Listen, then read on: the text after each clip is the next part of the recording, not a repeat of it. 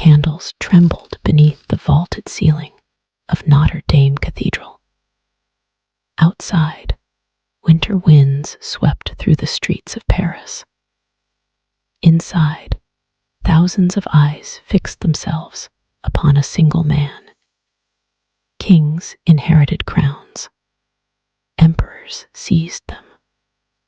On this December morning in 1804, a former artillery officer from a remote Mediterranean island was about to perform an act so shocking that it would echo through history for centuries. Standing before the Pope himself, Napoleon Bonaparte reached forward, took the crown into his own hands, and placed it upon his own head. In that moment, Europe understood that something extraordinary had happened. The age of kings was not over, but a new force had emerged. A man born far from the centers of power had risen through revolution, war, ambition, and sheer determination to become the most powerful figure on the continent. To some, he was a liberator who carried the ideals of the French Revolution across Europe. To others, he was a conqueror whose endless wars left millions dead and entire nations in ruins. Few individuals in history have inspired such admiration and such condemnation at the same time. Yet long before the crowns, the victories, and the vast armies, there was only a restless boy growing up on a rugged island where family honor meant everything, and survival was never guaranteed. He was not born into greatness. He was not expected to rule an empire. In many ways, he was an outsider from the very beginning. Tonight, on Biographic Digest, we journey through one of the most remarkable lives ever recorded. We will witness the rise of a young dreamer who transformed himself into a military genius, the architect of an empire that stretched across Europe, and a ruler whose decisions reshaped the modern world. We will follow him through triumph and disaster, glory and tragedy, until we reach the final question that historians still debate more than 2 centuries later. Was Napoleon Bonaparte the heir of the revolution, or the man who ultimately betrayed it? To answer that question, we must begin far from Paris, far from the battlefields, and far from the throne. We must travel to a mountainous island in the Mediterranean Sea, where the story of Napoleon Bonaparte truly begins. The island of Corsica rose from the Mediterranean like a fortress of stone and forest. Jagged mountains divided communities from one another, while narrow roads twisted through valleys where ancient customs carried more authority than distant governments. In the late 18th century, life here moved to a different rhythm than in the great capitals of Europe. Family honor was sacred. Loyalty was expected. Insults were remembered for generations. The people of Corsica were fiercely independent, proud of their traditions, and deeply suspicious of outsiders. It was into this world that Napoleon Bonaparte was born on August 15, 1769, in the town of Ajaccio. His arrival came at a moment of enormous change. Only months earlier, the island's long struggle for independence had effectively ended. French troops had defeated the forces of Corsican leader Pasquale Paoli, and the island now belonged to France. Napoleon entered a world where old loyalties and new realities were colliding. Although he would become one of France's greatest rulers, his first identity was not French at all. He was Corsican. The Bonaparte family occupied a curious position in local society. They possessed noble ancestry, but very little wealth. Their status opened certain doors, yet their finances often left them struggling. Napoleon's father, Carlo Bonaparte, was ambitious and politically flexible. Recognizing that resistance against France had failed, he adapted to the new order and sought opportunities within the French system. His mother, Letizia Ramolino, was a very different force. Strong-willed, disciplined, and remarkably resilient, she managed the household with strict authority. Years later, Napoleon would credit much of his endurance and determination to her influence. As a child, Napoleon displayed an intensity that set him apart. He was not known for charm or popularity. He preferred solitude over social gatherings and often disappeared into his own thoughts. While other boys played games, he spent long hours reading stories of great leaders and military commanders. Ancient Rome fascinated him. So did Alexander the Great. These figures seemed larger than life, yet they shared one trait that captured his imagination. They had changed history through their own actions. The Corsica of Napoleon's youth was still marked by the scars of conflict. Stories of resistance, battles, and sacrifice were common. The young boy absorbed these tales and developed a deep admiration for strength and leadership. Even then, he seemed driven by a desire to prove himself. Friends and relatives later recalled his fierce competitiveness and stubborn determination. He hated losing. He hated being underestimated even more. At the age of 9, his life changed dramatically. Through a scholarship secured by his father, Napoleon was sent to mainland France to receive a military education. For many children, such an opportunity would have seemed exciting. For Napoleon, it felt like exile. The transition was difficult from the very beginning. He spoke French with a heavy Corsican accent. His classmates mocked the way he talked, the way he looked, and the island he came from. Many came from wealthy aristocratic families and viewed the young Corsican as an outsider. The ridicule cut deeply. Napoleon rarely forgot insults, and the humiliation he experienced during these years would shape his personality forever. Instead of trying to fit in, he withdrew further into himself. Books became his refuge.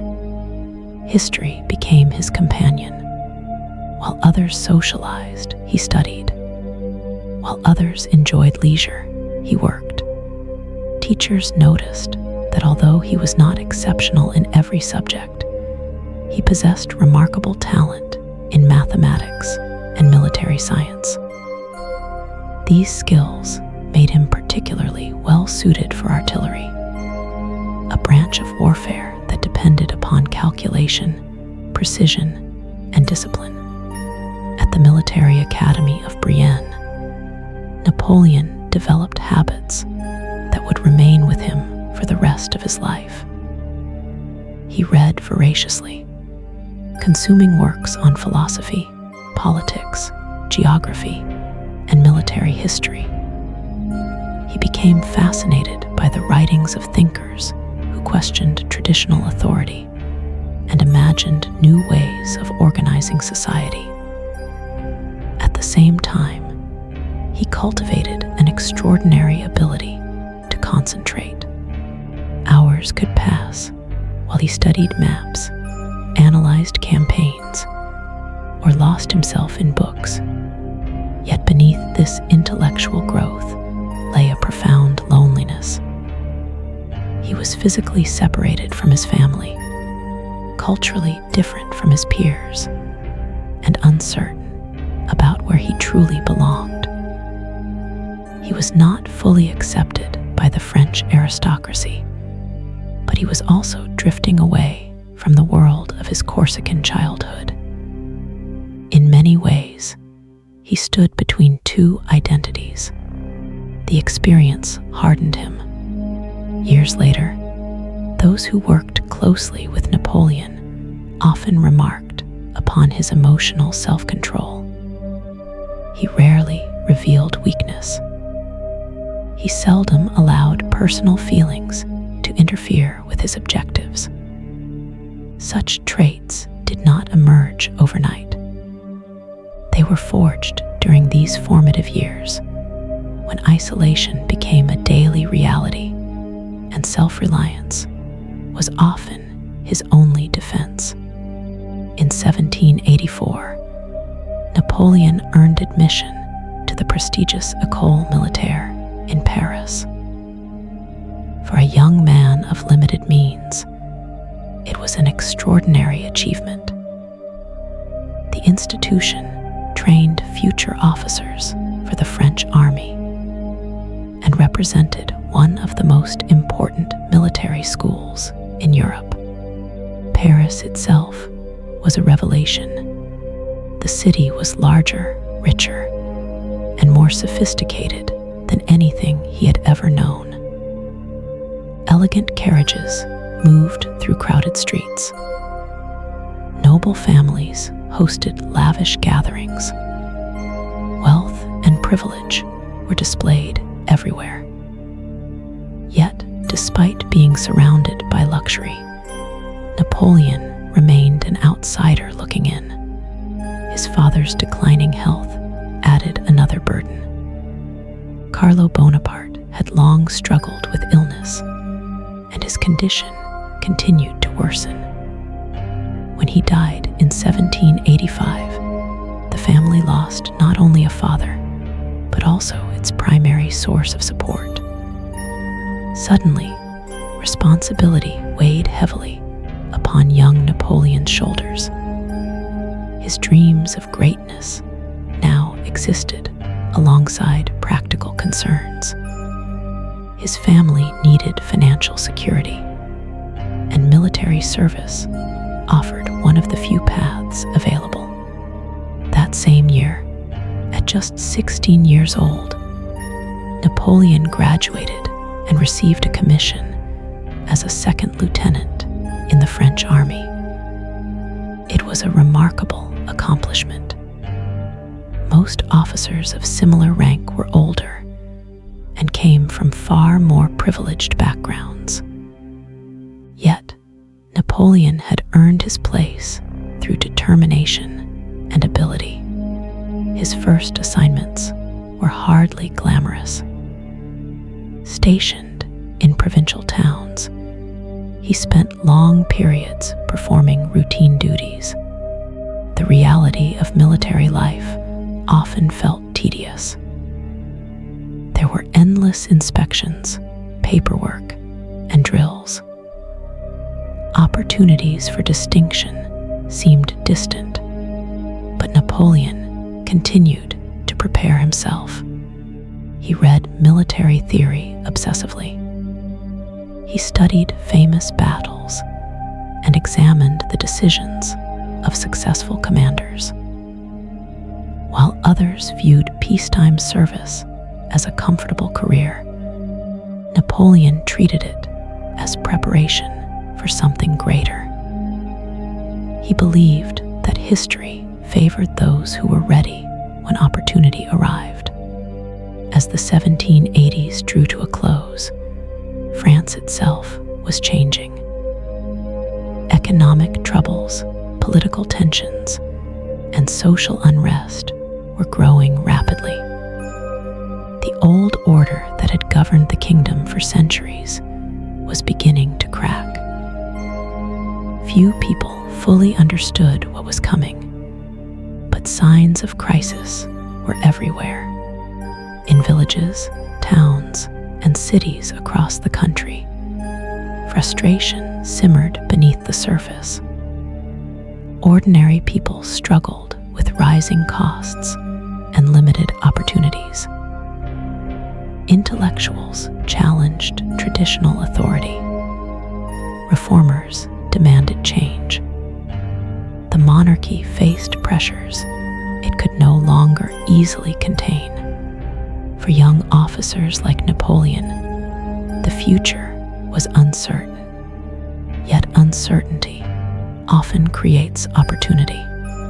The French Revolution would soon erupt and sweep away institutions that had dominated society for generations. Thrones would tremble. Governments would collapse. Armies would march across Europe. Millions of lives would be transformed. For Napoleon Bonaparte, the coming storm would become the greatest opportunity of his life.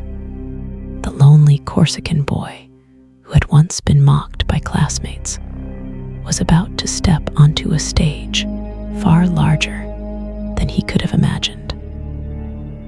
The revolution would destroy countless careers and countless dreams. But for one ambitious young artillery officer, it would open a path toward power beyond anything the world had seen in centuries. The age of kings was beginning to crumble, and Napoleon was ready. The summer of 1789 arrived like a thunderstorm gathering over an ancient kingdom. For generations, France had appeared powerful from the outside, but beneath the surface, cracks had been spreading for years.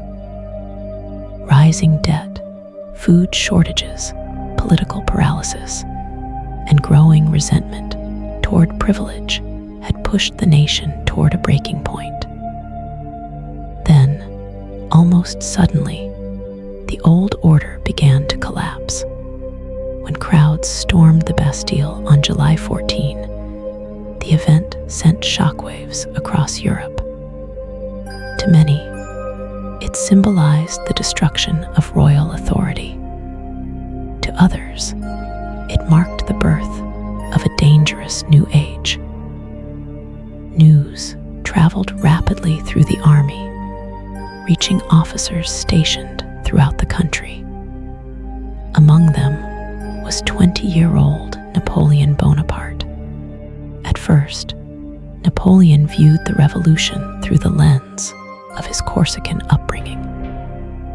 He admired the language of liberty and self-government. He believed entrenched privilege had held back talented individuals for too long.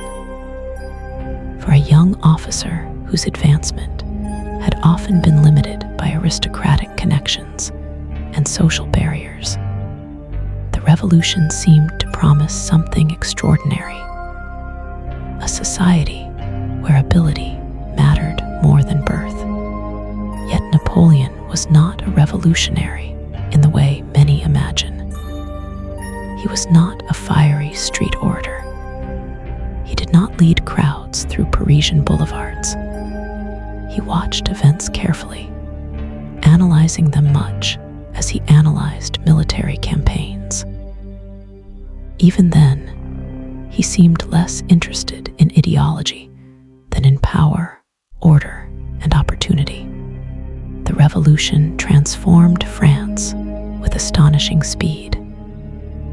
Ancient institutions vanished. Noble privileges were abolished. The authority of the monarchy weakened month by month. Everywhere, uncertainty reigned. For ambitious young men, however, uncertainty created openings that had never existed before. The old military hierarchy had favored aristocrats for generations. Senior commands were often reserved for those with influential families rather than exceptional talent.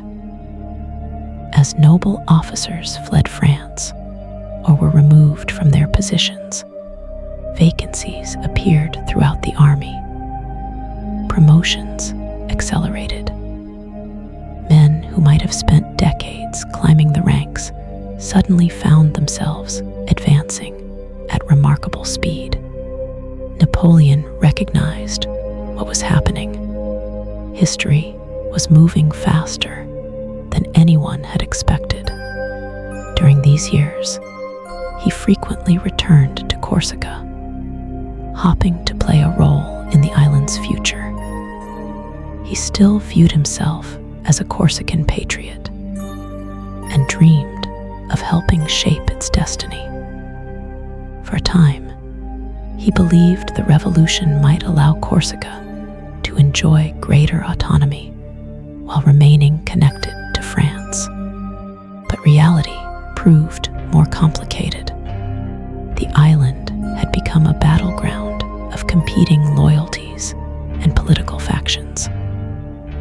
Old rivalries resurfaced. New conflicts emerged.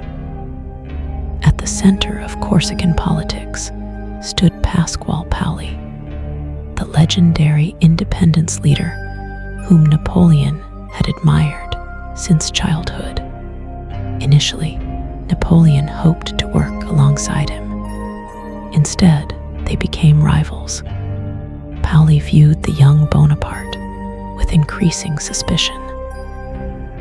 Napoleon, meanwhile, grew frustrated by what he saw as outdated leadership and missed opportunities. Their disagreements deepened until reconciliation became impossible. The conflict soon turned personal. As tensions escalated, the Bonaparte family found itself caught in a dangerous political struggle. Supporters of Paoli increasingly viewed them as enemies.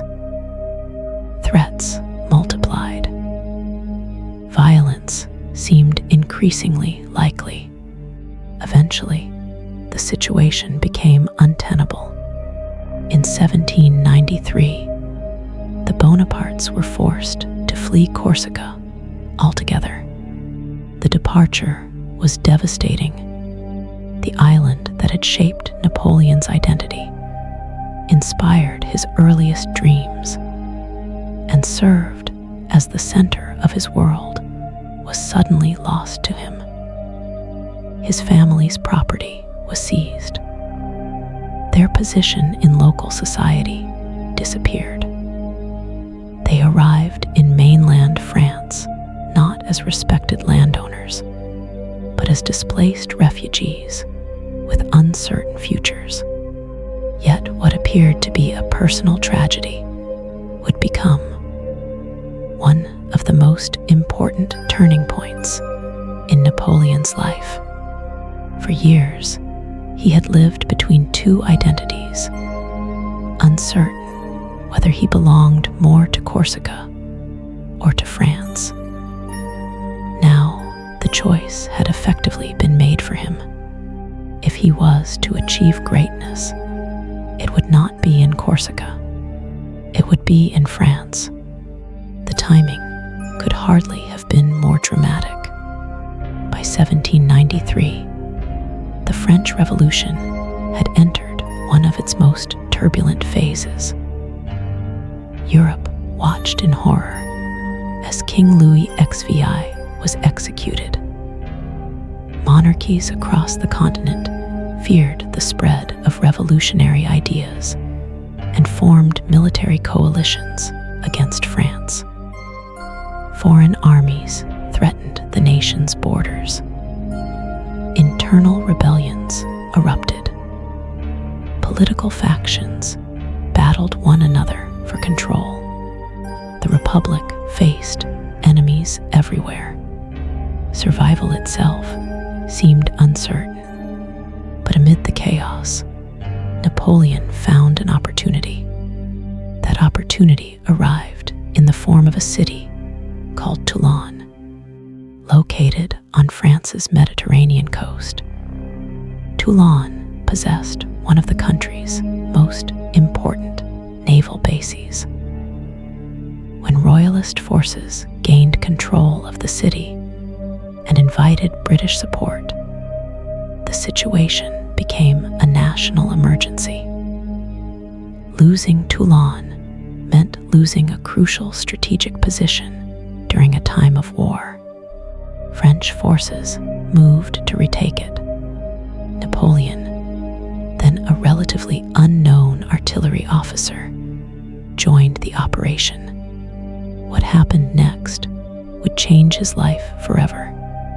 From the moment he arrived, Napoleon approached the siege differently from many senior commanders. Rather than focusing solely on the city itself, he identified key positions overlooking the harbor. If artillery could dominate these locations, enemy ships would become vulnerable, and the entire defensive system might collapse. His analysis impressed those around him. More importantly, it proved correct. Working tirelessly, he organized artillery placements, improved logistics, and coordinated attacks with remarkable energy. Fellow officers noticed his willingness to endure the same hardships as ordinary soldiers.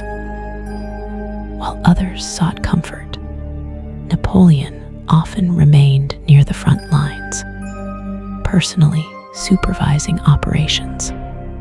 The siege intensified. Cannons thundered across the landscape. Smoke drifted over the harbor. Day after day, French forces tightened their grip. Then came the decisive assault. French troops captured critical positions overlooking the port, forcing British and Allied forces to evacuate. Toulon fell. The victory electrified revolutionary France. It also transformed Napoleon's career overnight. At just 24 years old, he was promoted to brigadier general. Suddenly, people who had never heard his name began paying attention. His superiors recognized his talent. Political leaders took notice. Fellow officers spoke of his intelligence, determination, and unusual confidence. For Napoleon, Toulon confirmed something he had long suspected. He was capable of far more than routine military service. The battlefield had revealed his strengths. He possessed an instinctive understanding of strategy, an ability to make rapid decisions under pressure, and a relentless drive that few could match. Most importantly, he believed absolutely in his own potential. That belief would become one of the defining characteristics of his life. Yet success brought new dangers. The revolution was consuming not only its enemies, but also many of its own leaders. Political fortunes rose and fell with terrifying speed. Today's hero could become tomorrow's prisoner. Napoleon learned this lesson firsthand. Following political upheavals in Paris, he briefly found himself under suspicion because of his associations with certain revolutionary figures. For a time, his future seemed uncertain once again. He escaped serious consequences, but the experience left a lasting impression. Ideology could be dangerous. Political loyalty could be temporary. Power belonged those who could secure it. As France continued its turbulent journey through revolution, Napoleon watched, learned, and adapted. He had already survived humiliation, exile, poverty, and political uncertainty. Each challenge had hardened him, and somewhere deep inside, an ambitious vision was beginning to take shape. He no longer dreamed merely of serving history. He wanted to shape it. Soon, events in Paris would offer him another opportunity. A moment would arrive when the future of the French government itself hung in the balance. Once again, Napoleon would step forward while others hesitated, and this time, the rewards would be even greater. The young general from Corsica was no longer just a promising officer. He was becoming a force that France could not ignore. By the autumn of 1795, France was exhausted.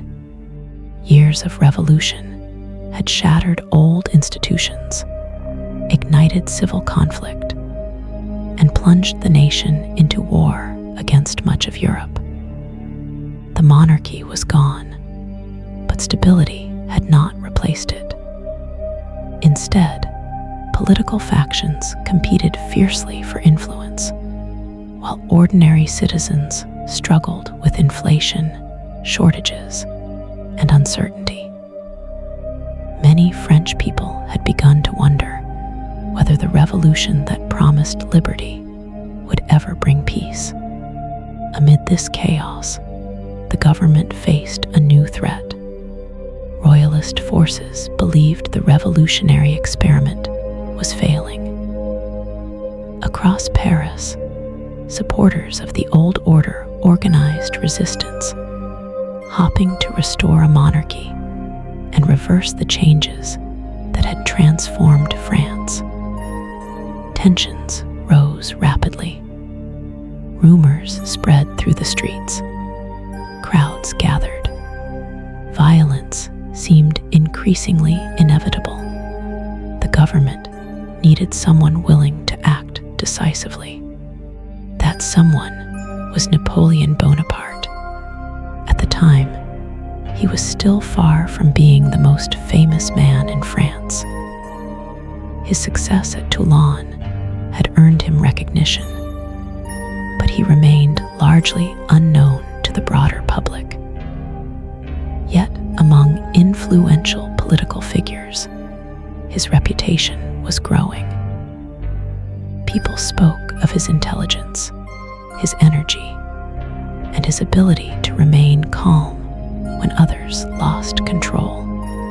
When royalist forces prepared to challenge the government in Paris, Napoleon received responsibility for helping defend the capital. The situation was dangerous. Thousands of armed opponents were moving toward key government positions. If they succeeded, the entire political order could collapse. Many officials hesitated, uncertain about how to respond.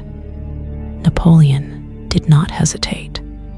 He understood that artillery had won battles before, and he believed artillery could save the government now.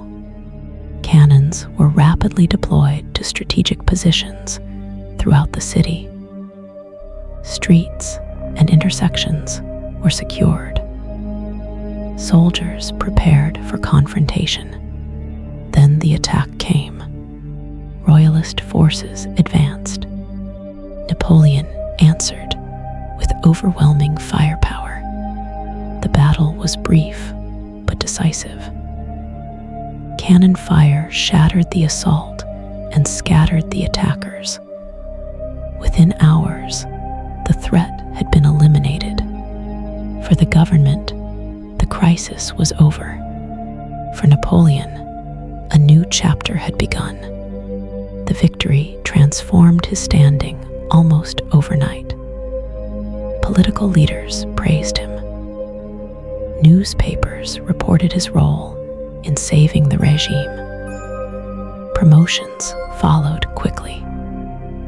Suddenly, the ambitious young general who had once struggled to find recognition stood at the center of French politics.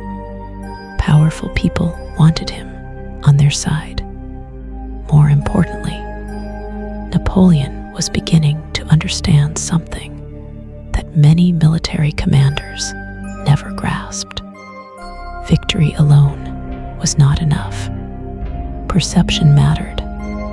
Reputation mattered. The story told about a victory could sometimes become as important as the victory itself. As his influence expanded, Napoleon carefully cultivated an image of competence, confidence, and authority. He projected certainty even when circumstances were uncertain. He spoke as though success were inevitable. Many found the confidence compelling. Others found it unsettling. Either way, people paid attention. It was during this period that another important figure entered his life. Her name was Joséphine de Beauharnais. Unlike Napoleon, Joséphine moved comfortably within the social circles of Paris.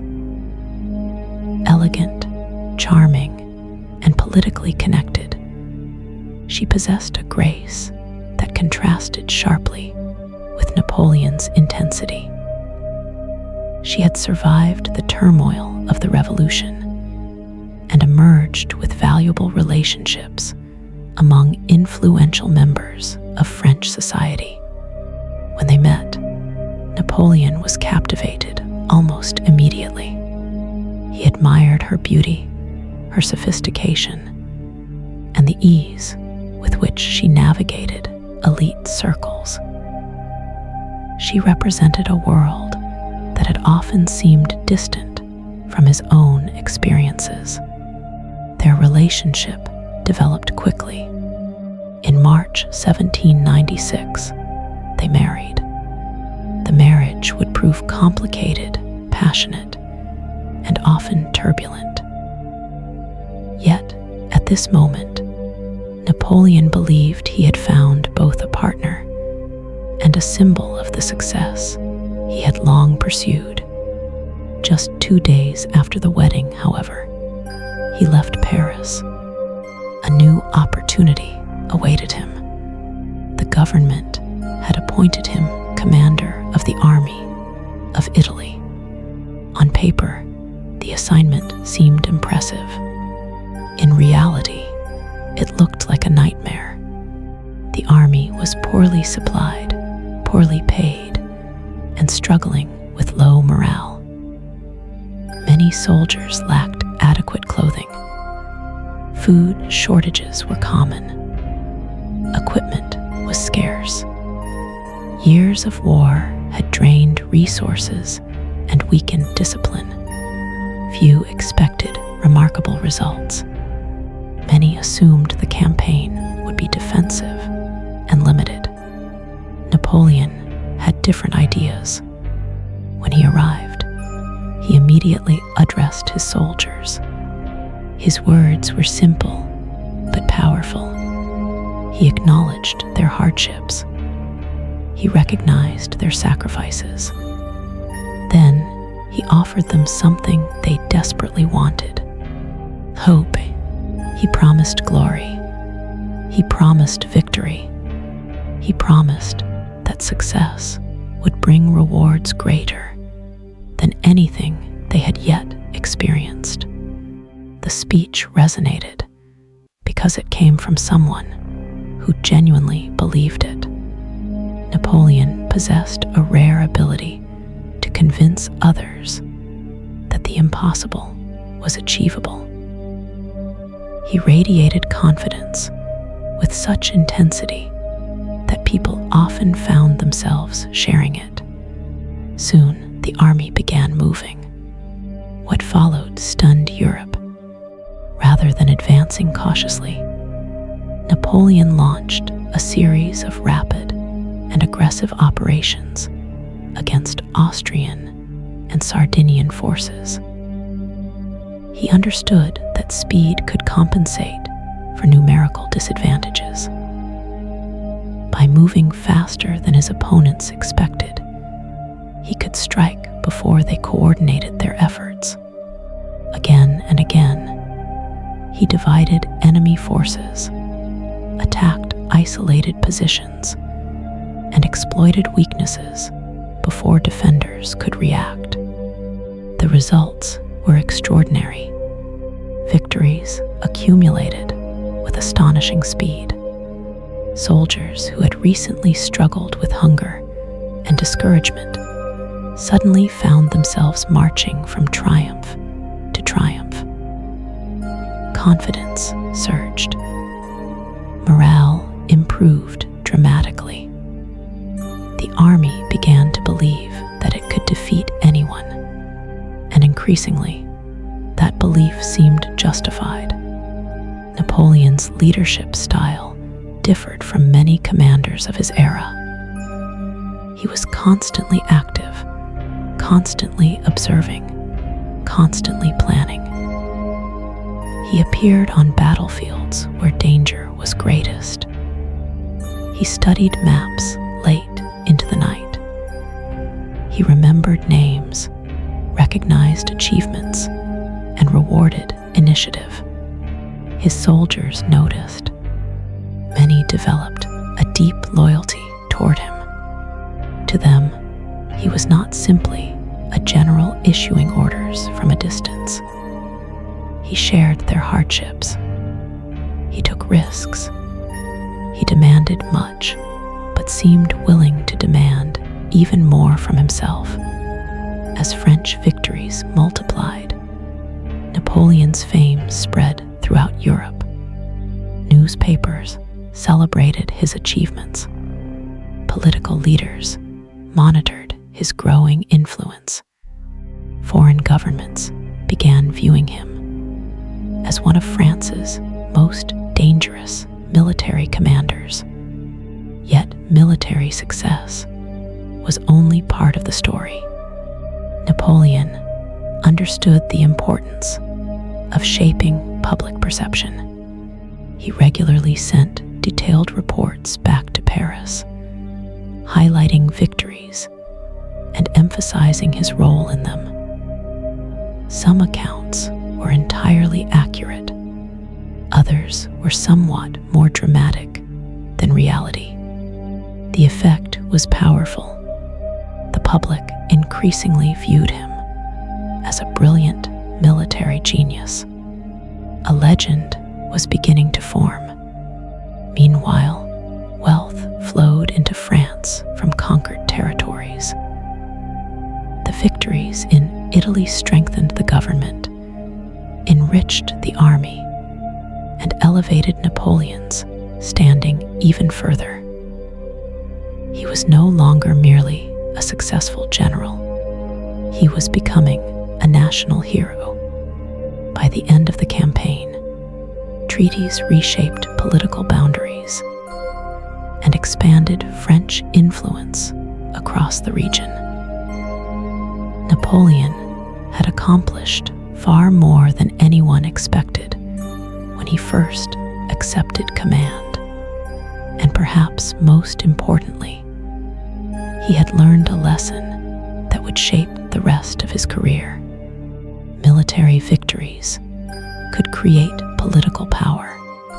The battlefield was not simply a place where wars were won. It was a path to influence, a path to authority, perhaps even a path to rule. As crowds celebrated his successes and newspapers praised his leadership, Napoleon returned to France, transformed.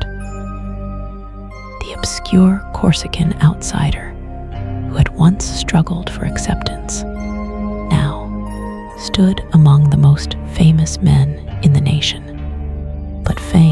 be dangerous. Every victory increased expectations. Every success created new rivals. And deep inside Napoleon's mind, ambition was continuing to grow. The young general who had conquered Italy was already looking beyond Europe. His gaze was turning southward toward Egypt, toward the ancient lands of the Nile, where another daring adventure awaited. It would be a campaign filled with brilliance, hardship, discovery, and disaster, and it would bring Napoleon one step closer to ultimate power. By 1797, Napoleon Bonaparte had become the brightest military star in France. His victories in Italy had stunned Europe, enriched the French Republic, and elevated him to a level of fame few generals ever achieved. Crowds cheered his name. Newspapers celebrated his campaigns. Politicians who once barely noticed him now sought his support. Yet, Napoleon was not satisfied. For most men, the Italian campaign would have been the achievement of a lifetime. For Napoleon, it was only the beginning. He had tasted success, and success had awakened an even greater ambition. He wanted more than victories, more than fame, more than wealth. Somewhere in his imagination, a larger destiny was taking shape. At the same time, the leaders of France faced a problem. Napoleon had become immensely popular, and popularity can be unsettling to politicians. They admired his military brilliance, but they also worried about the influence he was accumulating.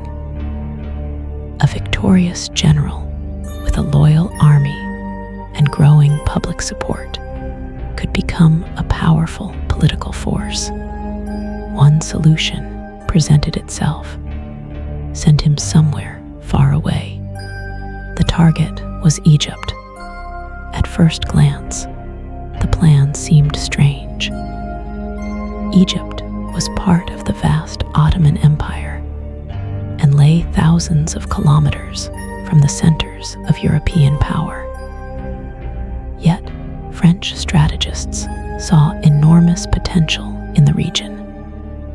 By establishing influence there, France hoped to challenge British interests and weaken trade routes connecting Britain with its overseas possessions. Napoleon embraced the idea enthusiastically. Egypt offered something more than military opportunity. It offered adventure. It offered glory. It offered the chance to follow in the footsteps of some of history's greatest conquerors. In his imagination, the campaign was becoming something larger than war. It was becoming a grand historical mission. In May 1798, a massive French expedition departed across the Mediterranean. Thousands of soldiers boarded ships bound for lands most had never seen. Alongside them traveled scientists, engineers, artists, scholars, and researchers. The expedition was not designed solely as a military operation. Napoleon wanted it to be remembered as a journey of discovery as well. The voyage itself carried enormous risks. The British Royal Navy dominated the seas, and its commanders understood the danger posed by French ambitions. If the fleet were intercepted, disaster could follow. For weeks, uncertainty hung over the expedition. Then, after a difficult journey, the French reached Egypt. The first challenge was immediate. The climate was unlike anything most soldiers had experienced. Scorching heat exhausted men accustomed to European conditions. Water was scarce. Dust filled the air. Long marches across unfamiliar terrain pushed armies to their limits. Yet Napoleon pressed forward. His objective was Cairo, one of the most important cities in the region. Standing in his way were the Mamluks, a powerful military elite who had dominated Egypt for centuries. Their warriors possessed courage, experience, and confidence. Many believed they could easily defeat the foreign invaders. They underestimated Napoleon.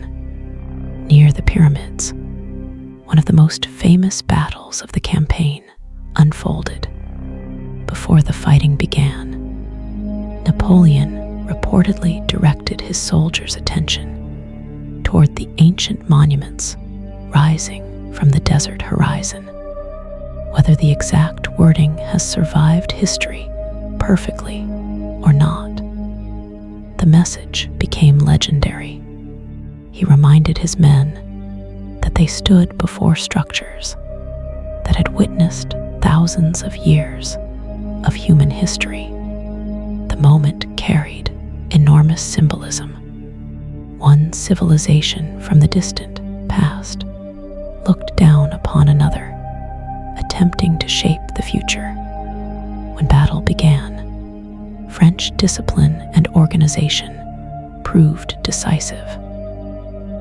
The Mamluks launched fierce attacks, but Napoleon's forces maintained formation and delivered devastating firepower. By the end of the engagement, French victory was undeniable. Cairo soon fell under French control. For Napoleon, the triumph seemed to confirm his vision. He had conquered one of the most famous lands on earth. His reputation soared even higher. Yet beneath the celebrations, danger was approaching. While Napoleon focused on successes on land, the British Navy continued searching for the French fleet. Eventually, they found it. In August 1798, British forces under Admiral Horatio Nelson attacked French ships anchored near Aboukir Bay. What followed was catastrophic for France. The Battle of the Nile destroyed much of the French fleet and trapped Napoleon's army in Egypt. Communication with France became difficult. Reinforcements became uncertain. Supplies became harder to obtain. The victory in Egypt suddenly carried a heavy cost. Napoleon had won territory, but lost control of the sea. For many commanders, such a setback would have ended the campaign's momentum. Napoleon refused to surrender to despair. Instead, he focused on maintaining authority and preserving morale. At the same time, the scientific mission accompanying the army began producing remarkable discoveries. Scholars documented monuments, studied ancient ruins, and recorded details about Egyptian culture and history. Among the most famous discoveries was the Rosetta Stone, an artifact that would later help scholars unlock the secrets of ancient Egyptian writing. These achievements ensured that the expedition would leave a lasting legacy beyond military affairs. Yet military realities could not be ignored. Resistance continued. Local uprisings challenged French authority, disease spread among troops. Supply problems worsened.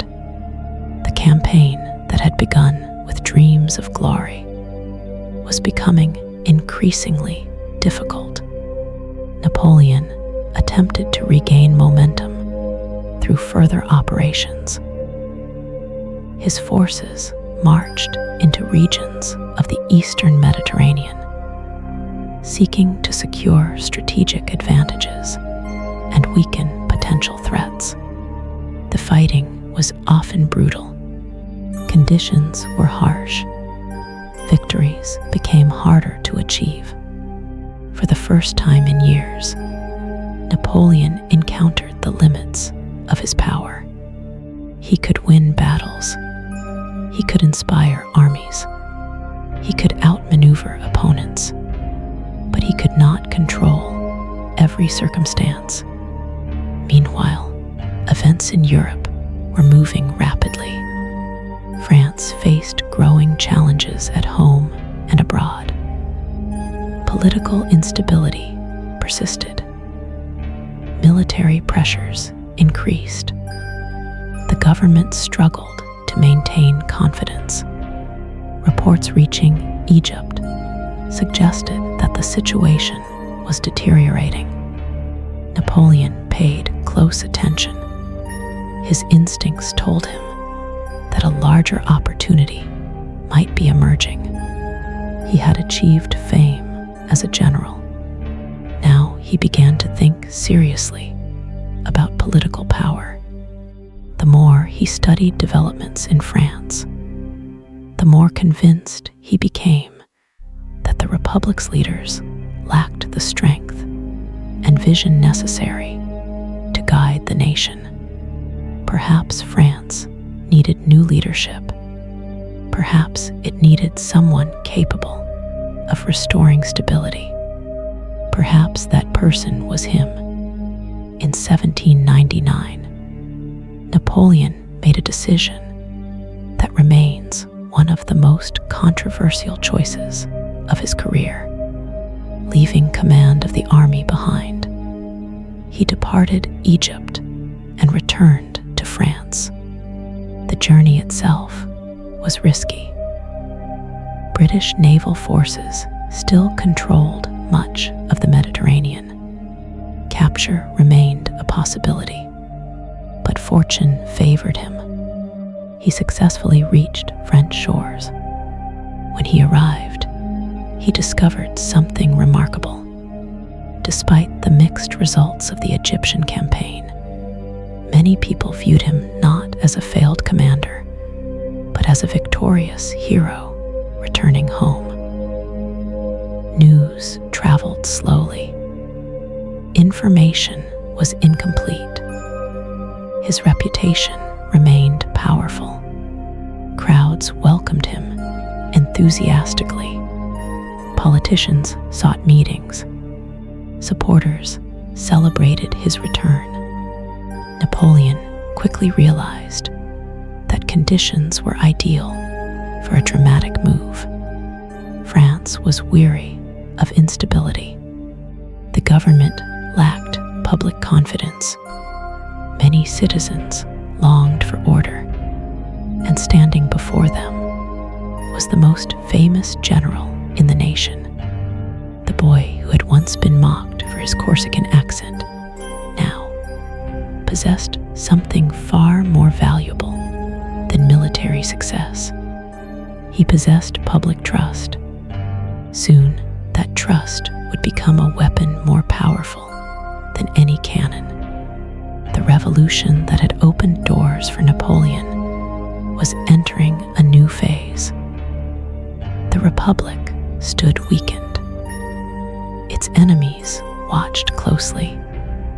Its leaders struggled to maintain control. And in the shadows of Paris, plans were beginning to form. Plans that would change France forever. Plans that would transform a celebrated general into the ruler of a nation. The age of Napoleon was about to begin.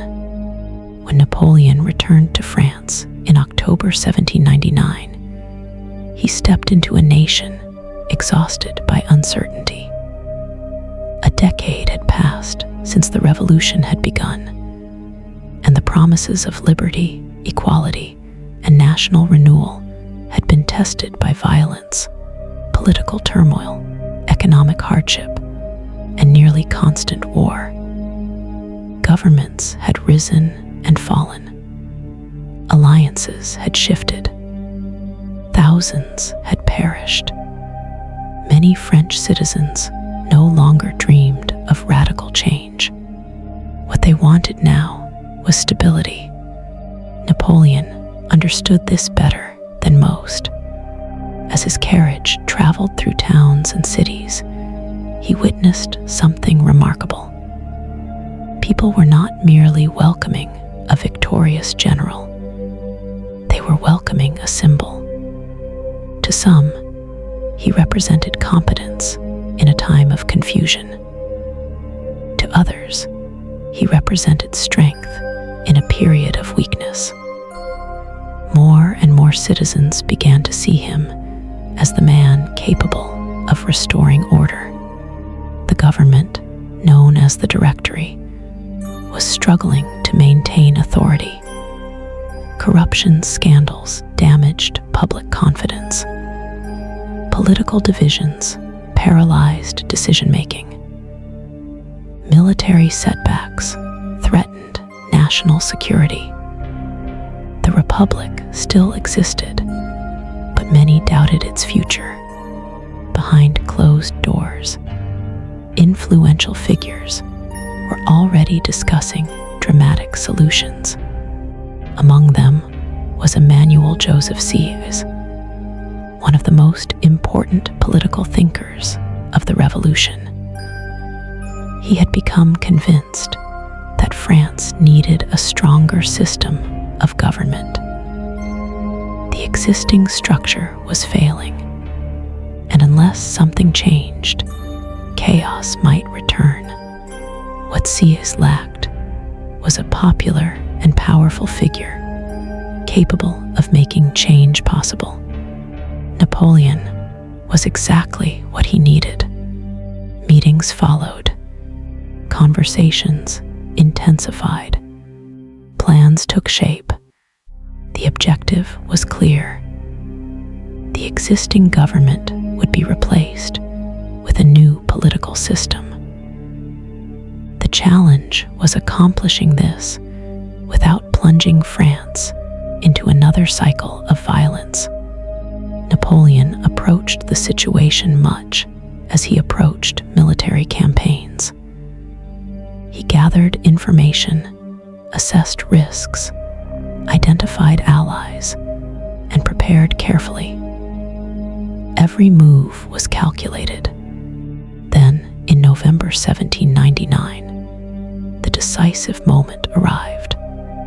Using concerns about national security as justification, key government bodies were persuaded to relocate outside Paris. Political leaders found themselves increasingly isolated and vulnerable.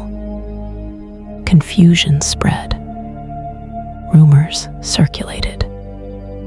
Many sensed that something important was unfolding, but could not see the full picture. As tensions escalated, Napoleon stepped forward.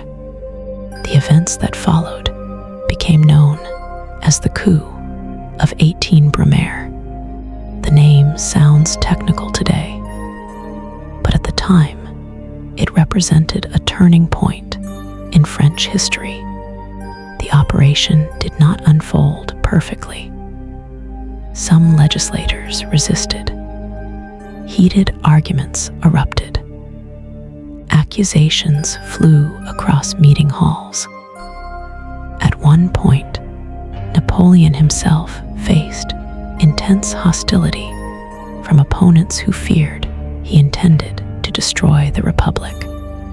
For a brief moment, the entire plan seemed at risk.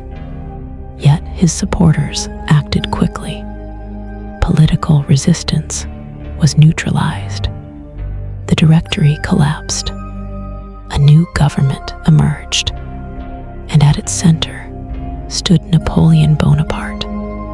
Officially, power was shared among 3 consuls. In practice, everyone understood who held real authority. At just 30 years old, Napoleon had become the dominant political figure in France. The transformation was extraordinary. Only a decade earlier, he had been an obscure military student struggling to find acceptance. Now, he effectively controlled one of Europe's most powerful nations. Yet what happened next surprised many observers. Instead of immediately declaring himself ruler for life or claiming a royal title, Napoleon focused on something more practical. He began rebuilding France. Years of instability had left deep wounds. Administrative systems required reform. Economic confidence needed restoration. Infrastructure demanded improvement. Laws varied from region to region. Government institutions often operated inefficiently. Napoleon attacked these problems with relentless energy.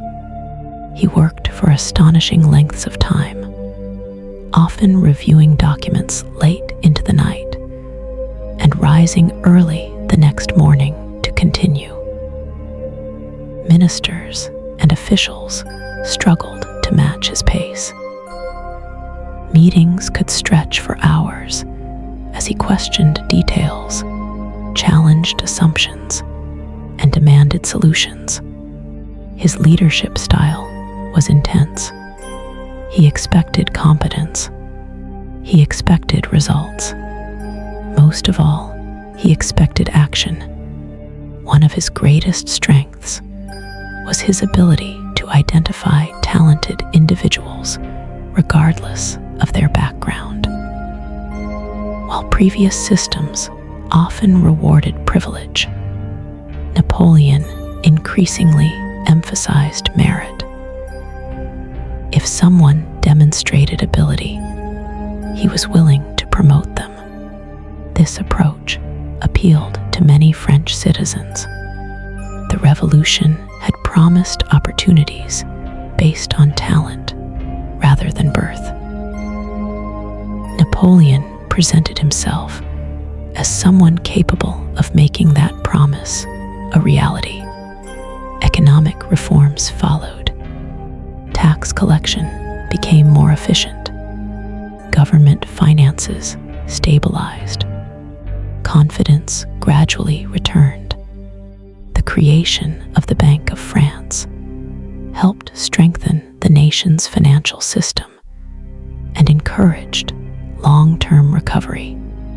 At the same time, Napoleon invested heavily in administration and infrastructure. Roads improved. Government institutions became more organized. Bureaucratic processes were streamlined. For ordinary citizens, these changes often mattered more than political theories. People cared about security. They cared about jobs. They cared about whether society functioned. And increasingly, it seemed that Napoleon was delivering results. Perhaps the most enduring achievement of this period was legal reform. For centuries, laws in France had varied significantly depending on region and tradition.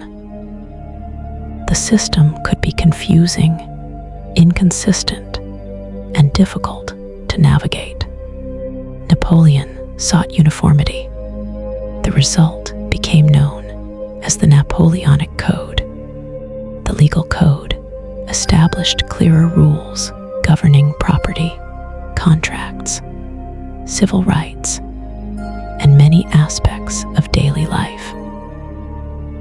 While some provisions reflected the limitations of the era, the broader framework proved enormously influential. Its impact extended far beyond France. Elements of the code would eventually influence legal systems across Europe, Latin America, and other parts of the world.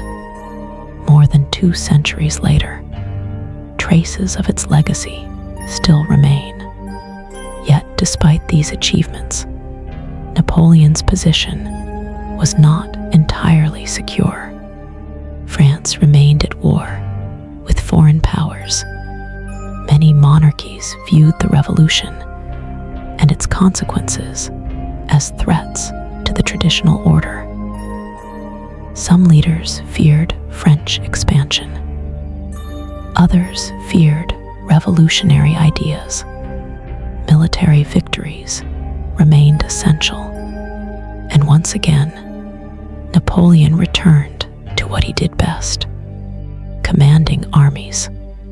In 1800, he launched a campaign against Austrian forces in northern Italy. The operation required crossing the Alps, a formidable natural barrier that many considered nearly impassable for a large army. The journey became one of the most famous episodes of his career. Soldiers dragged artillery through mountainous terrain. Supplies moved across dangerous routes. Conditions tested endurance and discipline. The image of Napoleon crossing the Alps would later become legendary. Paintings depicted him as a heroic conqueror, riding confidently through the mountains. Reality was less dramatic, yet the achievement itself remained impressive. The campaign culminated in the Battle of Marengo. Early stages of the fighting went poorly for French forces. Defeat seemed possible. Some commanders might have accepted withdrawal. Napoleon refused. Reinforcements arrived. Counterattacks followed. The tide turned. By day's end, victory belonged to France. Marengo strengthened Napoleon's political position enormously. The battle reinforced his reputation as a leader capable of succeeding when circumstances appeared hopeless. Supporters praised his determination. Critics found it increasingly difficult to challenge his popularity. Every victory added another layer to the legend. Every success expanded his influence, and with each passing year, Napoleon moved further away from the ideals of temporary leadership and closer toward something much larger. The revolution had overthrown a king. France now had a first consul whose authority seemed to grow stronger every day. Many citizens welcomed the change. Others watched with concern. A question lingered beneath the surface of French politics. Had Napoleon saved the revolution, or was he gradually replacing it with a new form of personal rule? The answer would become clearer in the years ahead. For now, however, France was more stable than it had been in a decade. Its economy was recovering. Its institutions were functioning. Its armies were victorious. And its leader was beginning to imagine an even greater future. A future that no longer involved merely governing France. A future that involved creating a dynasty. A future that would culminate beneath the soaring arches of Notre Dame Cathedral, where Napoleon Bonaparte perform an act so audacious that the entire world would remember it for centuries. The crown was waiting, and Napoleon intended to claim it. By 1802, Napoleon Bonaparte stood at the height of his popularity. France was no longer the fractured nation he had inherited only a few years earlier. The economy showed signs of recovery. Government institutions functioned more effectively. Foreign enemies had been pushed back. Many citizens who had once feared the future now felt something they had not experienced in years: confidence. Across the country, portraits of Napoleon appeared in homes, public buildings, and government offices. Newspapers praised his achievements. Soldiers admired him. Merchants appreciated the return of stability. Even many former critics reluctantly acknowledged that France had changed dramatically under his leadership. Yet Napoleon was never content with what he had already achieved. Success only expanded the horizon of his ambition. The position of first consul granted enormous authority, but it still carried the appearance of temporary leadership. In theory, France remained a republic. In theory, power belonged to institutions rather than individuals. In practice, however, Napoleon increasingly dominated every major decision. He reviewed laws. He directed foreign policy. He supervised military planning. He shaped the future of the nation with remarkable control. Many supporters believed this concentration of authority was necessary. France, they argued, had suffered enough instability. Strong leadership had restored order, and weakening that leadership could invite chaos. Others saw danger. The revolution had begun as a struggle against unchecked power. If too much authority became concentrated in one man's hands, what had all the sacrifices been for? Napoleon listened to both arguments. Then he continued, moving forward. In 1802, a national vote approved a significant change. Napoleon became first consul for life. The title itself carried enormous significance. A leader appointed for life was no longer simply a temporary servant of the state. He was becoming something far more permanent. To his supporters, the decision reflected public confidence. To critics, it suggested that France was drifting away from Republican ideals. Either way, Napoleon's power expanded further. Meanwhile, another important development was unfolding beyond politics. For years, revolutionary France had experienced deep conflict with the Catholic Church. Religious institutions had been disrupted, clergy divided, and tensions allowed to fester. The situation created instability in many regions of the country. Napoleon understood that national unity required compromise. In 1801, negotiations with the Pope produced an agreement known as the Concordat. The arrangement did not restore the Church to its former dominance, but it recognized Catholicism's importance within French society and helped ease years of conflict. The agreement proved popular with many citizens. Once again, Napoleon demonstrated a willingness to pursue practical solutions rather than ideological purity. He cared less about abstract debates than about creating a stable and effective state. This pragmatism became one of the defining characteristics of his rule. Yet, while France enjoyed relative peace, tensions with Britain continued.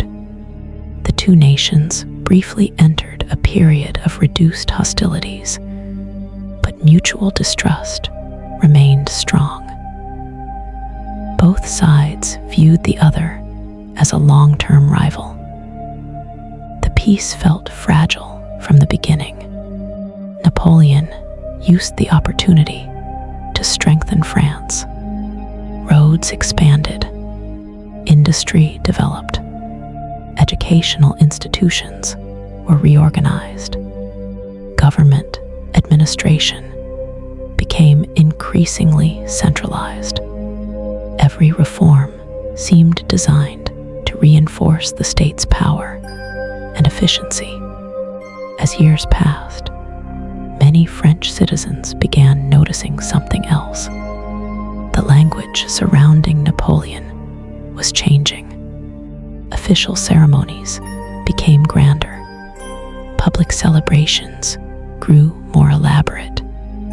Artists portrayed him with increasing admiration.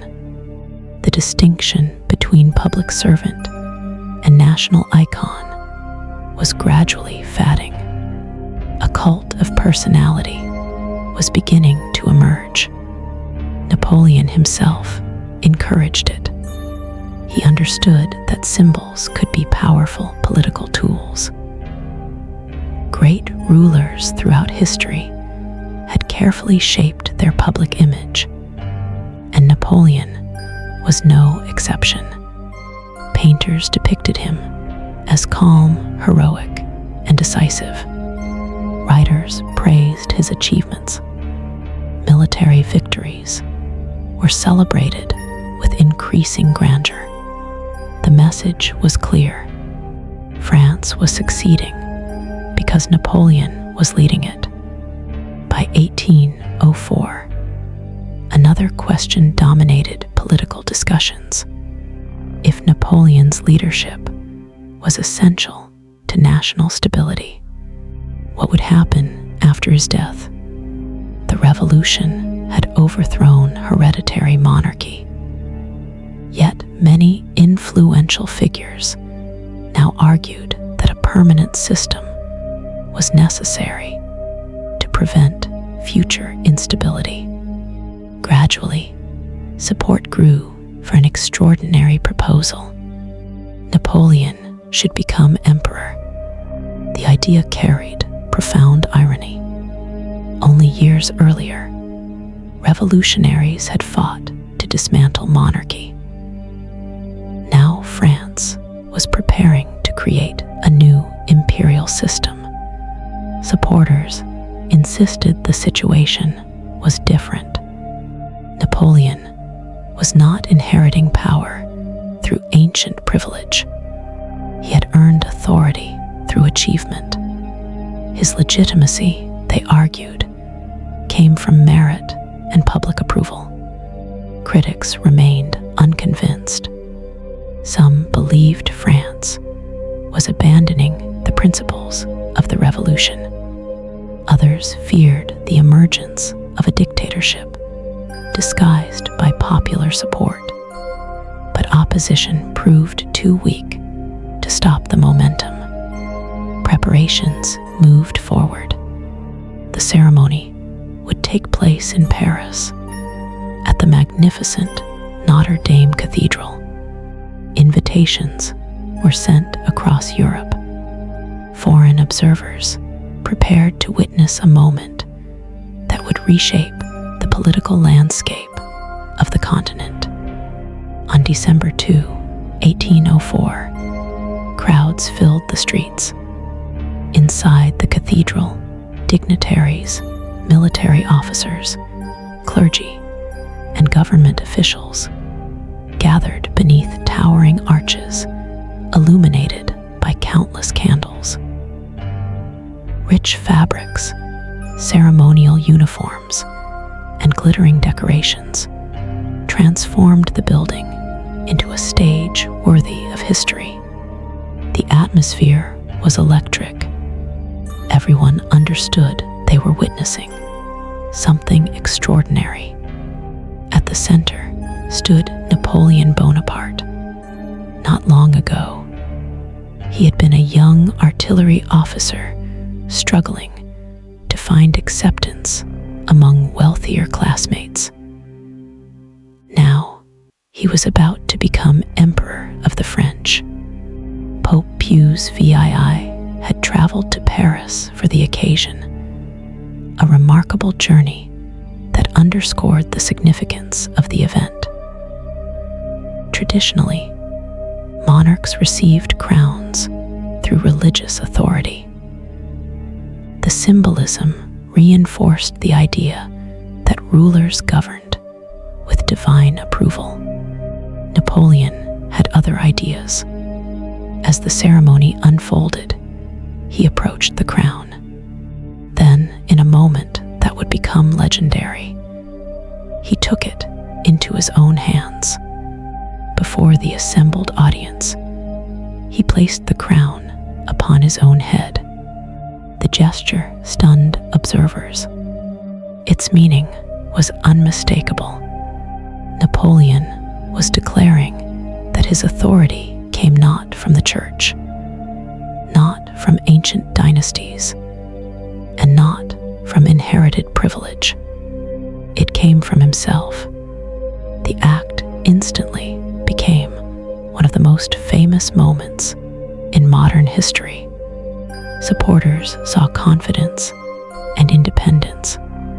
Critics saw arrogance. Historians would debate its meaning for centuries. Yet no one could deny its impact.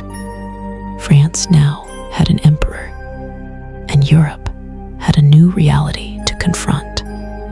Across royal courts from London to Vienna, rulers watched events with growing concern.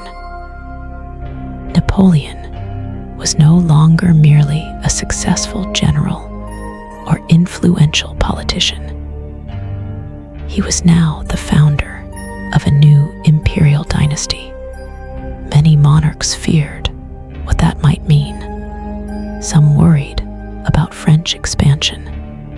Others feared the spread of revolutionary ideas wrapped inside imperial power. Almost all understood that Napoleon's ambitions were far from finished. Indeed, becoming emperor did not satisfy him. If anything, it encouraged him to think even bigger. The crown represented not an ending, but a beginning. France was stronger than it had been in years. Its armies remained formidable. Its leader possessed enormous confidence. And beyond France's borders stood a continent filled with rivals, alliances, and opportunities. Soon, Europe would once again descend into war. The battles ahead would elevate Napoleon's legend to unprecedented heights. Entire empires would tremble before his armies. Military victories would astonish the world. His reputation as a commander would reach almost mythical proportions. Yet hidden within those future triumphs were the seeds of eventual disaster. For every empire that rises, there comes a moment when ambition begins to exceed caution. Napoleon was approaching that moment, and Europe was about to discover just how powerful and how dangerous the new emperor of the French could be. The crowned heads of Europe watched Napoleon's coronation with a mixture of disbelief, concern and growing alarm. For centuries, royal families had inherited power through bloodlines stretching deep into history. Napoleon represented something entirely different. He was a self-made ruler who had risen through revolution, war, and political skill. To many monarchs, that made him more dangerous than any traditional king. The governments of Europe had already fought against revolutionary France, but now they faced an emperor whose ambitions appeared limitless. Diplomats exchanged urgent messages. Alliances formed and reformed. Military planners studied maps and prepared for conflict. Across the continent, a sense of inevitability was spreading. War was coming again. Napoleon knew it. His enemies knew it. The only question was when. That answer arrived sooner than expected. In 1805, Britain, Austria, and Russia joined together in a new coalition against France. Their goal was straightforward: contain Napoleon before his power expanded even further. The emperor responded with characteristic speed. For months, French forces had been gathering near the English Channel. Originally, Napoleon had dreamed of invading Britain itself. But when circumstances changed, he demonstrated one of his greatest strengths, the ability to adapt rapidly. Instead of moving westward across the sea, he turned eastward toward Central Europe. The maneuver caught many opponents off guard. Thousands of soldiers marched with extraordinary speed across vast distances.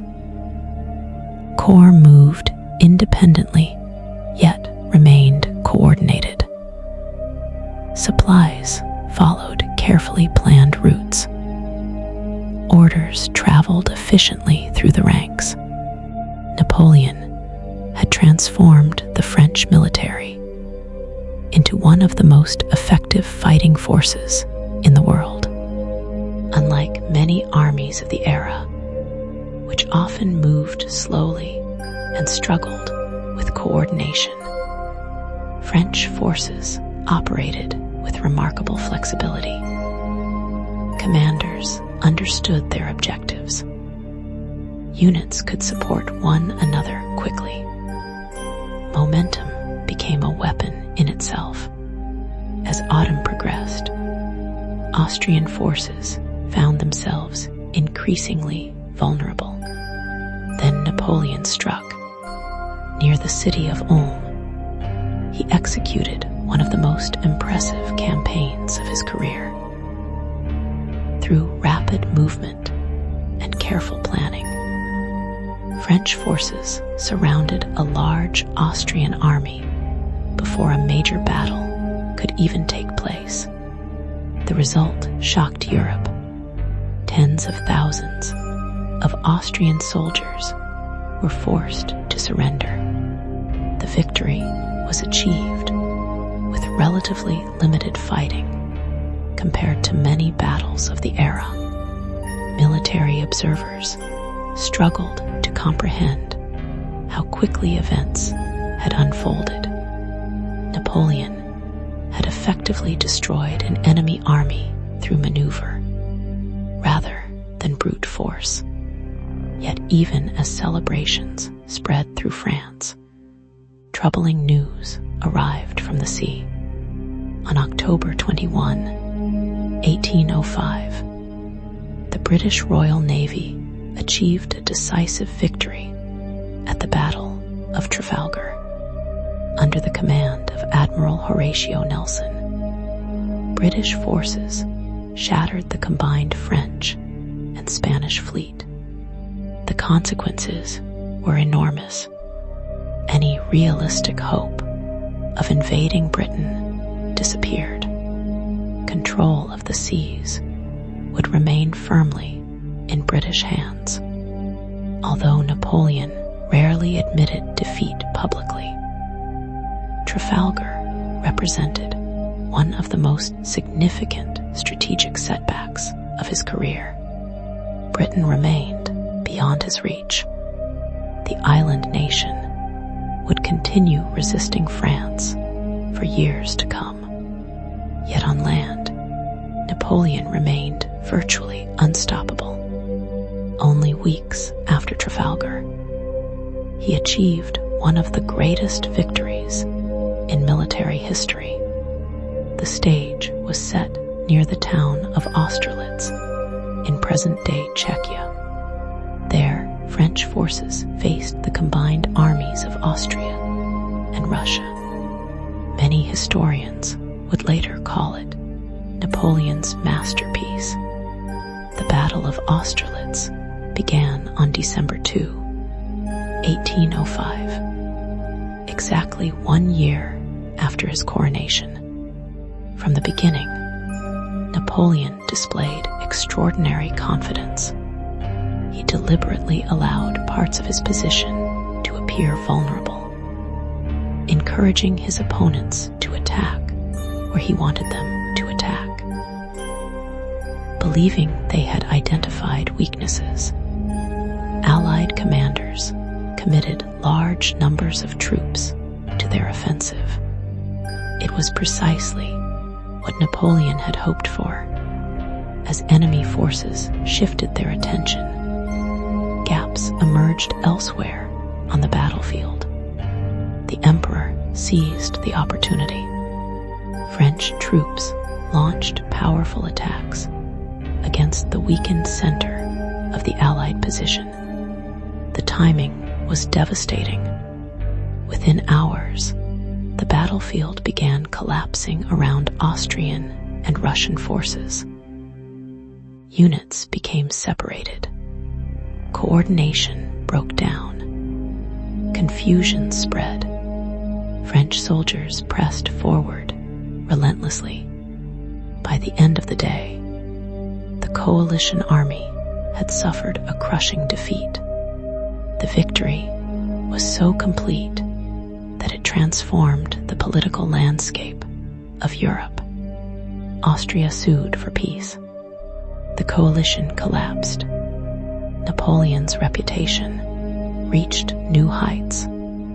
Across the continent, military leaders studied the battle in awe. Many considered it one of the finest examples of battlefield command ever witnessed. For Napoleon, Austerlitz became more than a victory. It became proof that his methods worked, proof that he possessed extraordinary military talent, proof that he could reshape Europe according to his vision. Confidence became certainty, and certainty gradually evolved into something more dangerous. As French influence expanded, Napoleon began reorganizing territories across the continent. Borders changed. Old political structures disappeared. New kingdoms emerged. Family members received important positions. Trusted allies gained authority. The map of Europe was being redrawn. Some regions welcomed reform. In places where outdated systems had long restricted opportunity, Napoleon's changes often brought modernization. Legal reforms spread. Administrative efficiency improved. Feudal privileges declined. Yet not everyone celebrated these transformations. Many people viewed French expansion as foreign domination. National pride remained powerful. Resentment simmered beneath the surface. For now, however, opposition remained fragmented. Napoleon's victories seemed unstoppable. Each success strengthened the legend. Each triumph convinced more people that they were witnessing an extraordinary figure. Unlike any ruler of the age, artists painted him as a hero. Writers praised his genius. Soldiers followed him with almost religious devotion. Some even began believing that destiny itself favored Napoleon Bonaparte. The emperor encouraged such perceptions.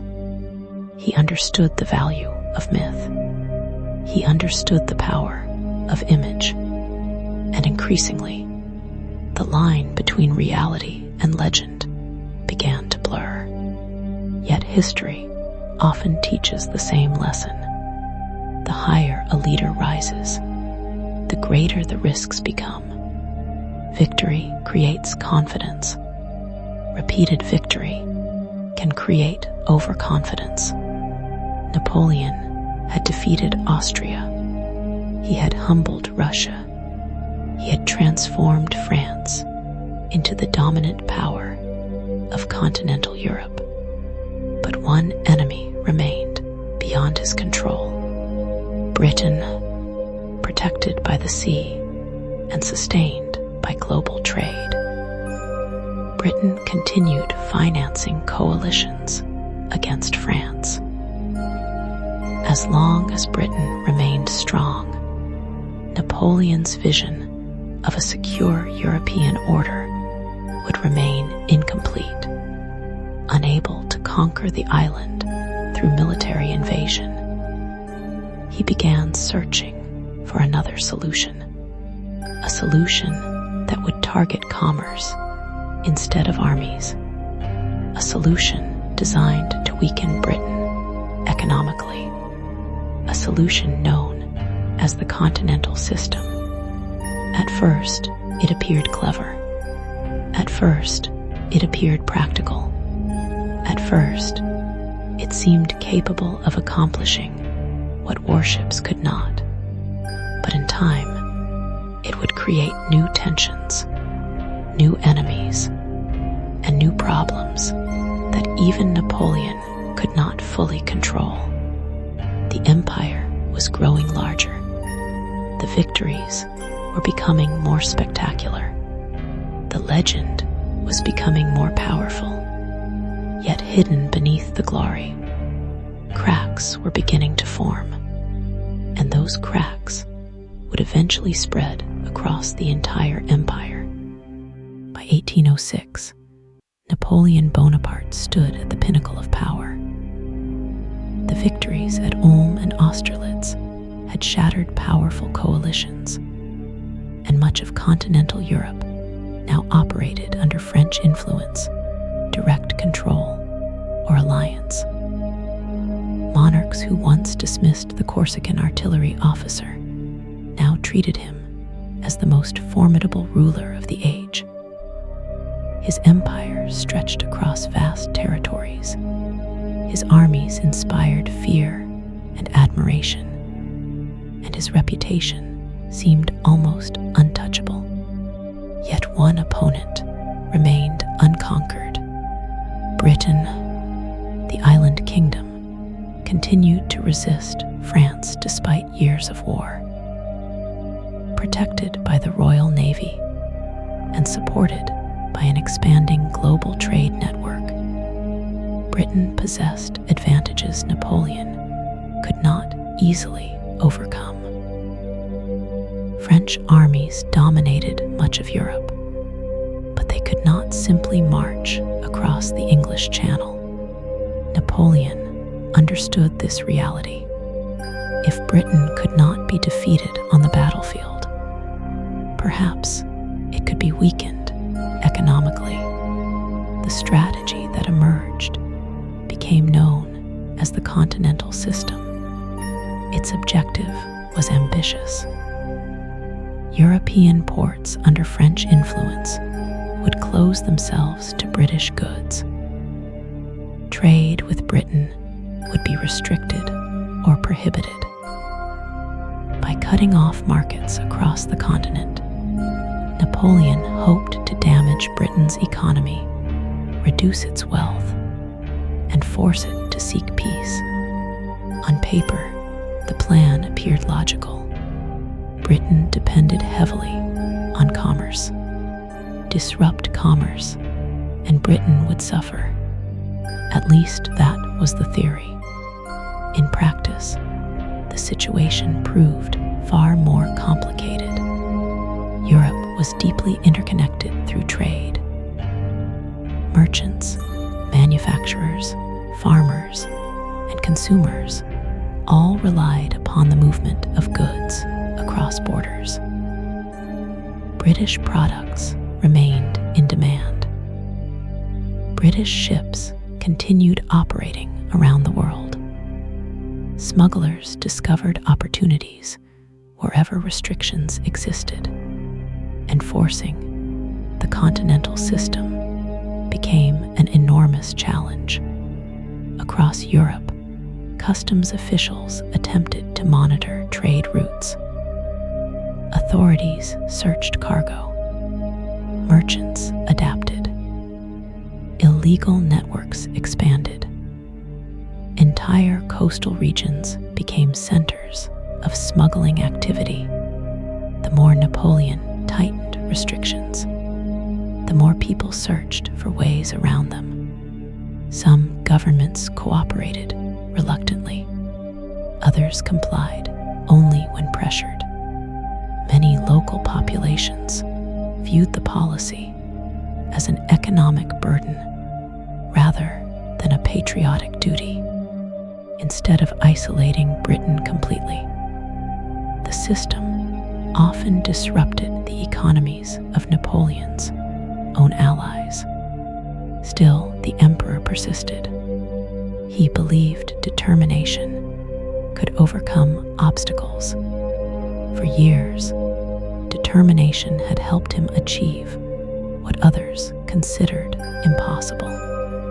Yet economics did not always obey the same rules as warfare. Meanwhile, events elsewhere continued strengthening French dominance. In 1806, Napoleon confronted another major opponent, Prussia, once regarded as one of Europe's most respected military powers. Prussia viewed French expansion with increasing alarm. Tensions escalated until war became unavoidable. The campaign unfolded with astonishing speed. French forces moved aggressively, exploiting weaknesses in enemy coordination. Napoleon's commanders operated with remarkable efficiency, and the army demonstrated once again why it was considered the finest fighting force in Europe. The decisive battles occurred near Jena and Auerstedt. What followed shocked observers throughout the continent. Prussian forces suffered devastating defeats. The victories were so comprehensive that the reputation of the Prussian military collapsed almost overnight. Cities surrendered. Armies retreated. Long-established assumptions about European power suddenly seemed outdated. French troops entered Berlin. Napoleon had defeated yet another major rival. The triumph reinforced a growing belief among supporters that his success was inevitable. Every coalition seemed destined to fail. Every enemy seemed destined to lose. The emperor himself appeared increasingly convinced of his own exceptional destiny. Yet another challenge remained. Although Russia had suffered defeat at Austerlitz, it remained a major power with vast resources and enormous territory. Tsar Alexander, I continued opposing French influence, and tensions eventually erupted into renewed conflict. The resulting campaign was brutal. Battles occurred under difficult conditions, and both sides demonstrated extraordinary determination. One of the most infamous engagements took place at Eylau in early 1807. Unlike many of Napoleon's earlier victories, Eylau offered no clear triumph. Snowstorms reduced visibility. Confusion spread across the battlefield. Thousands of soldiers fell. The fighting became a grim reminder that even great commanders could not always control events. When the battle ended, both sides claimed success, but the cost was immense. For perhaps the first time in years, the image of effortless French superiority appeared slightly less certain. Still, Napoleon pressed forward. Months later, another major confrontation occurred near Friedland. This time, French forces achieved a decisive victory. Russian resistance faltered. Negotiations followed. The result was one of the most remarkable diplomatic moments of Napoleon's career. In 1807, Napoleon and Tsar Alexander I met near the town of Tilsit. The meeting carried enormous symbolic importance. Two of Europe's most powerful rulers sat together to discuss the future of the continent. Contemporary accounts describe an atmosphere of mutual respect mixed with careful calculation. Each leader sought advantage. Each hoped to shape events according to his own interests. For a time, cooperation seemed possible. The agreements reached at Tilsit effectively placed France at the height of its influence. Napoleon had defeated Austria. He had defeated Prussia. He had forced Russia to negotiate. Across much of Europe, no rival appeared capable of challenging him directly. It was arguably the moment when his power reached its greatest extent. The empire stretched across the continent like never before. New kingdoms existed under French influence. Allied governments followed Paris's lead. Enemies appeared weakened. Supporters celebrated what seemed like an unstoppable ascent.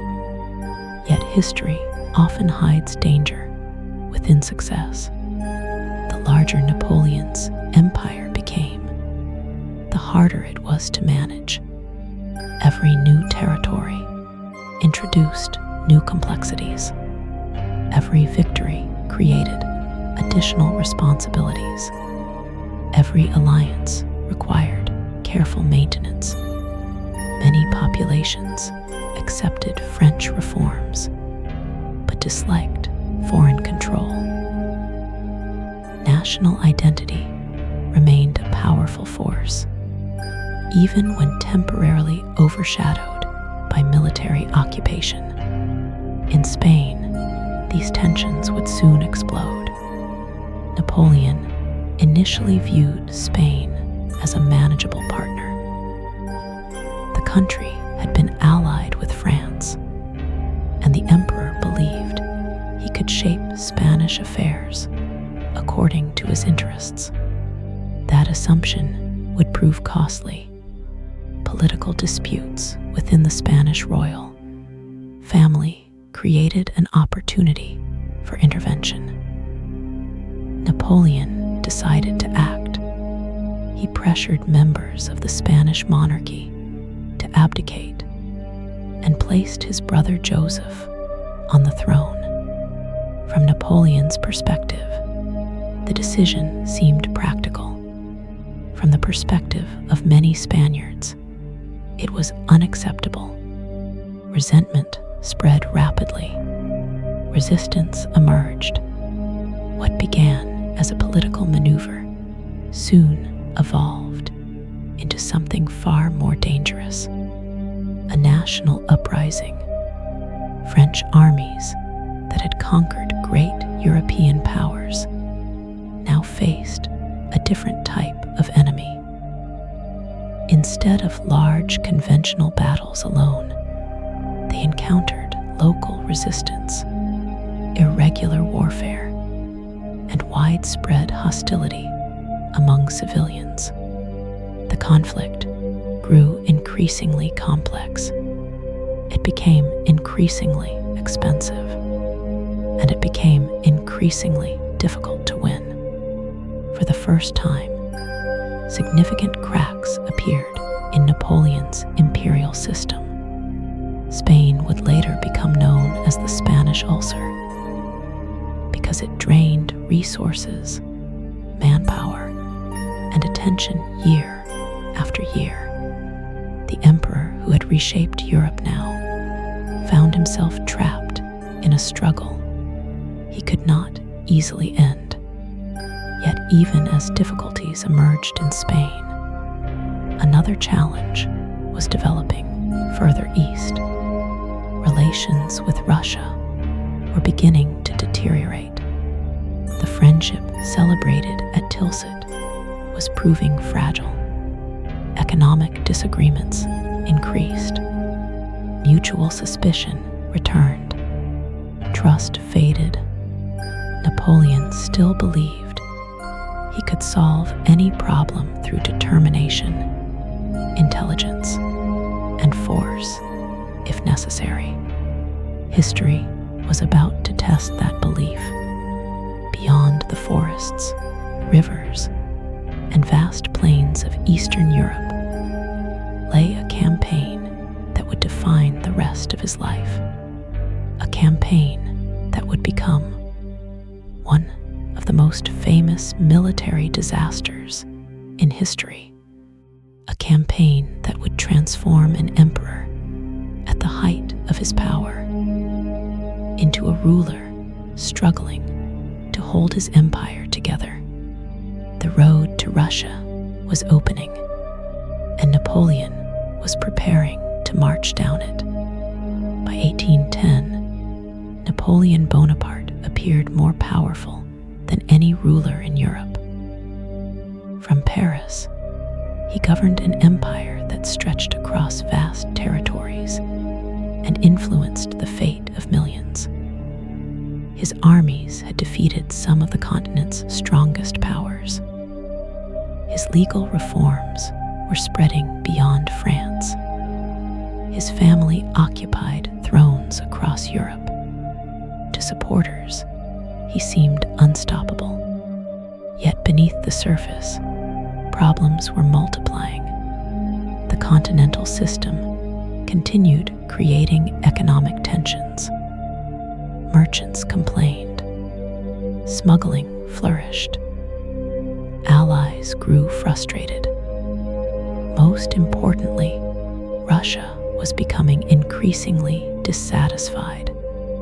Tsar Alexander had agreed to cooperate with Napoleon after the Treaty of Tilsit, but the partnership was always fragile. Both men were ambitious.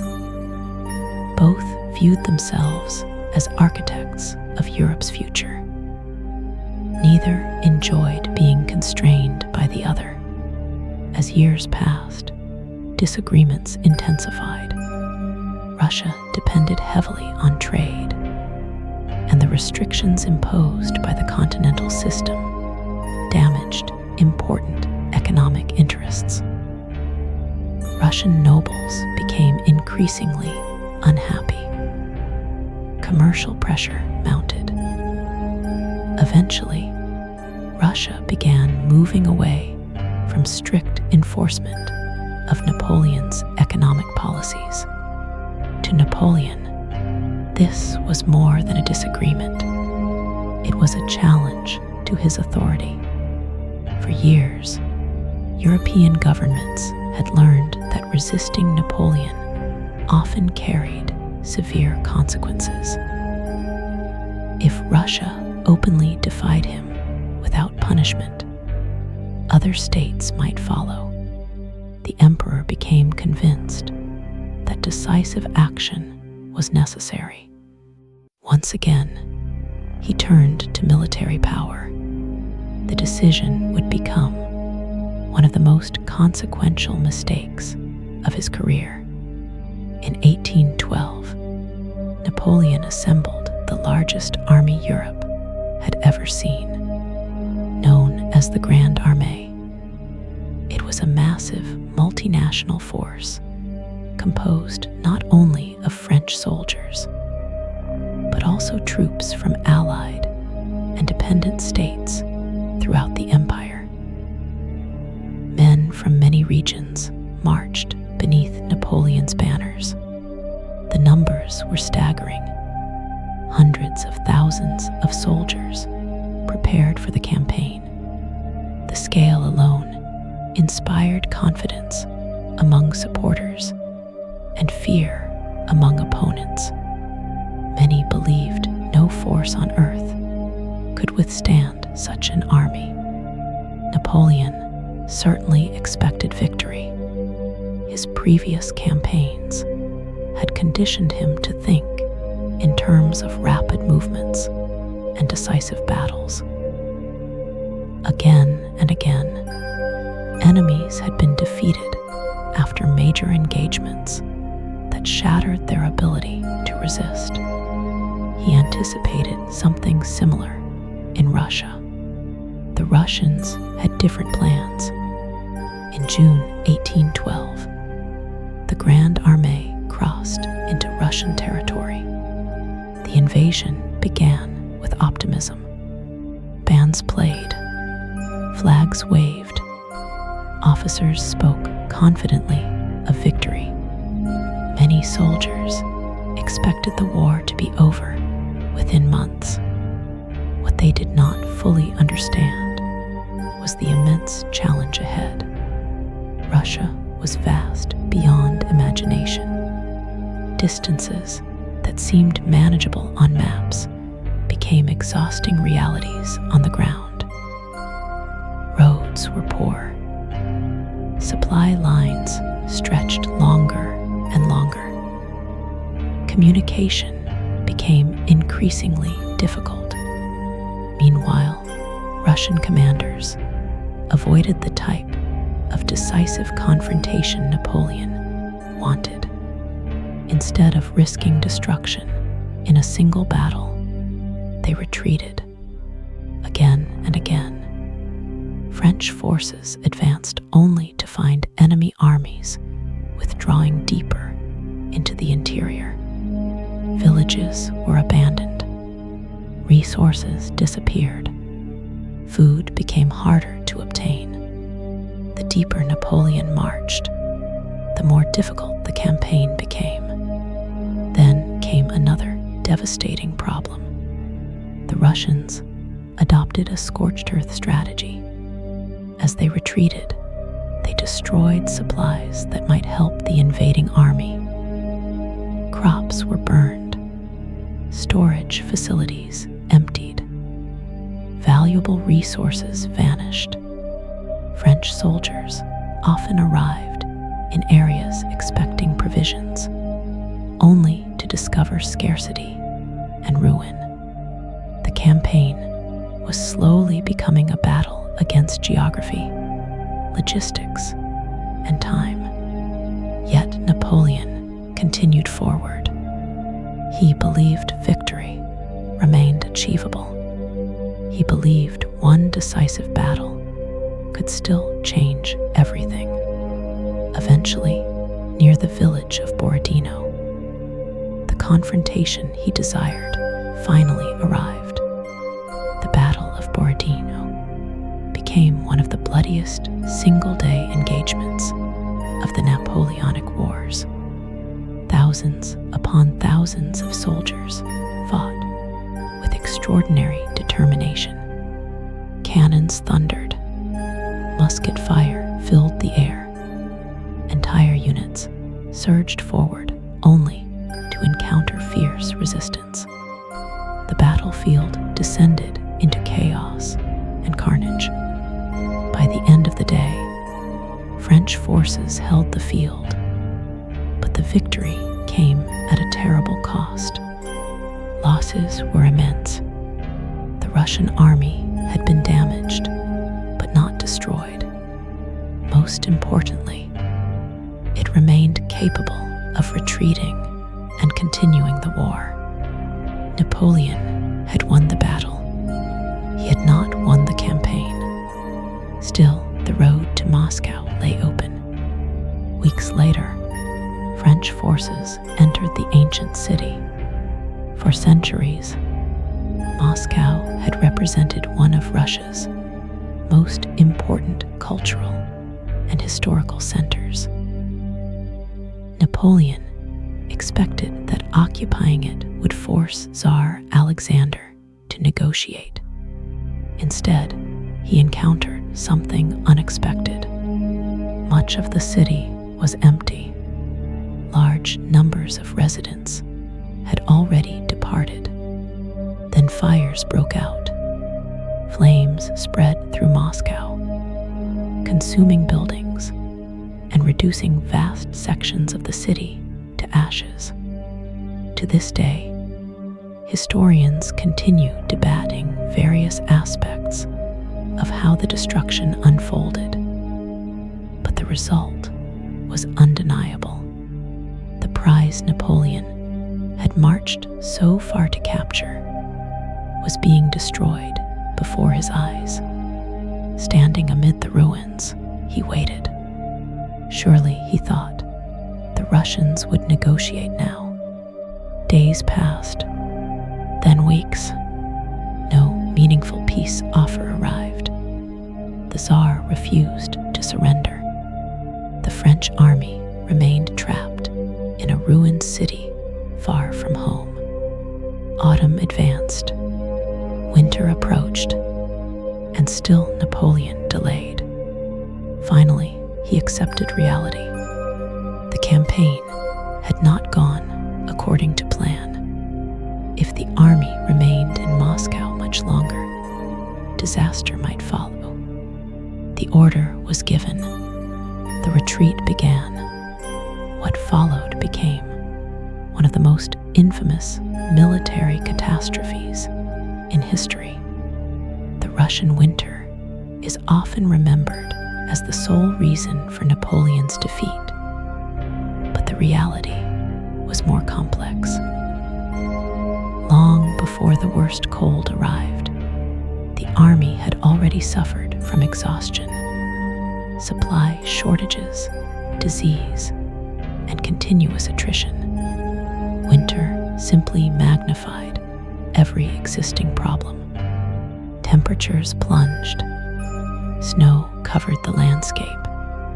Food became desperately scarce. Horses died in enormous numbers.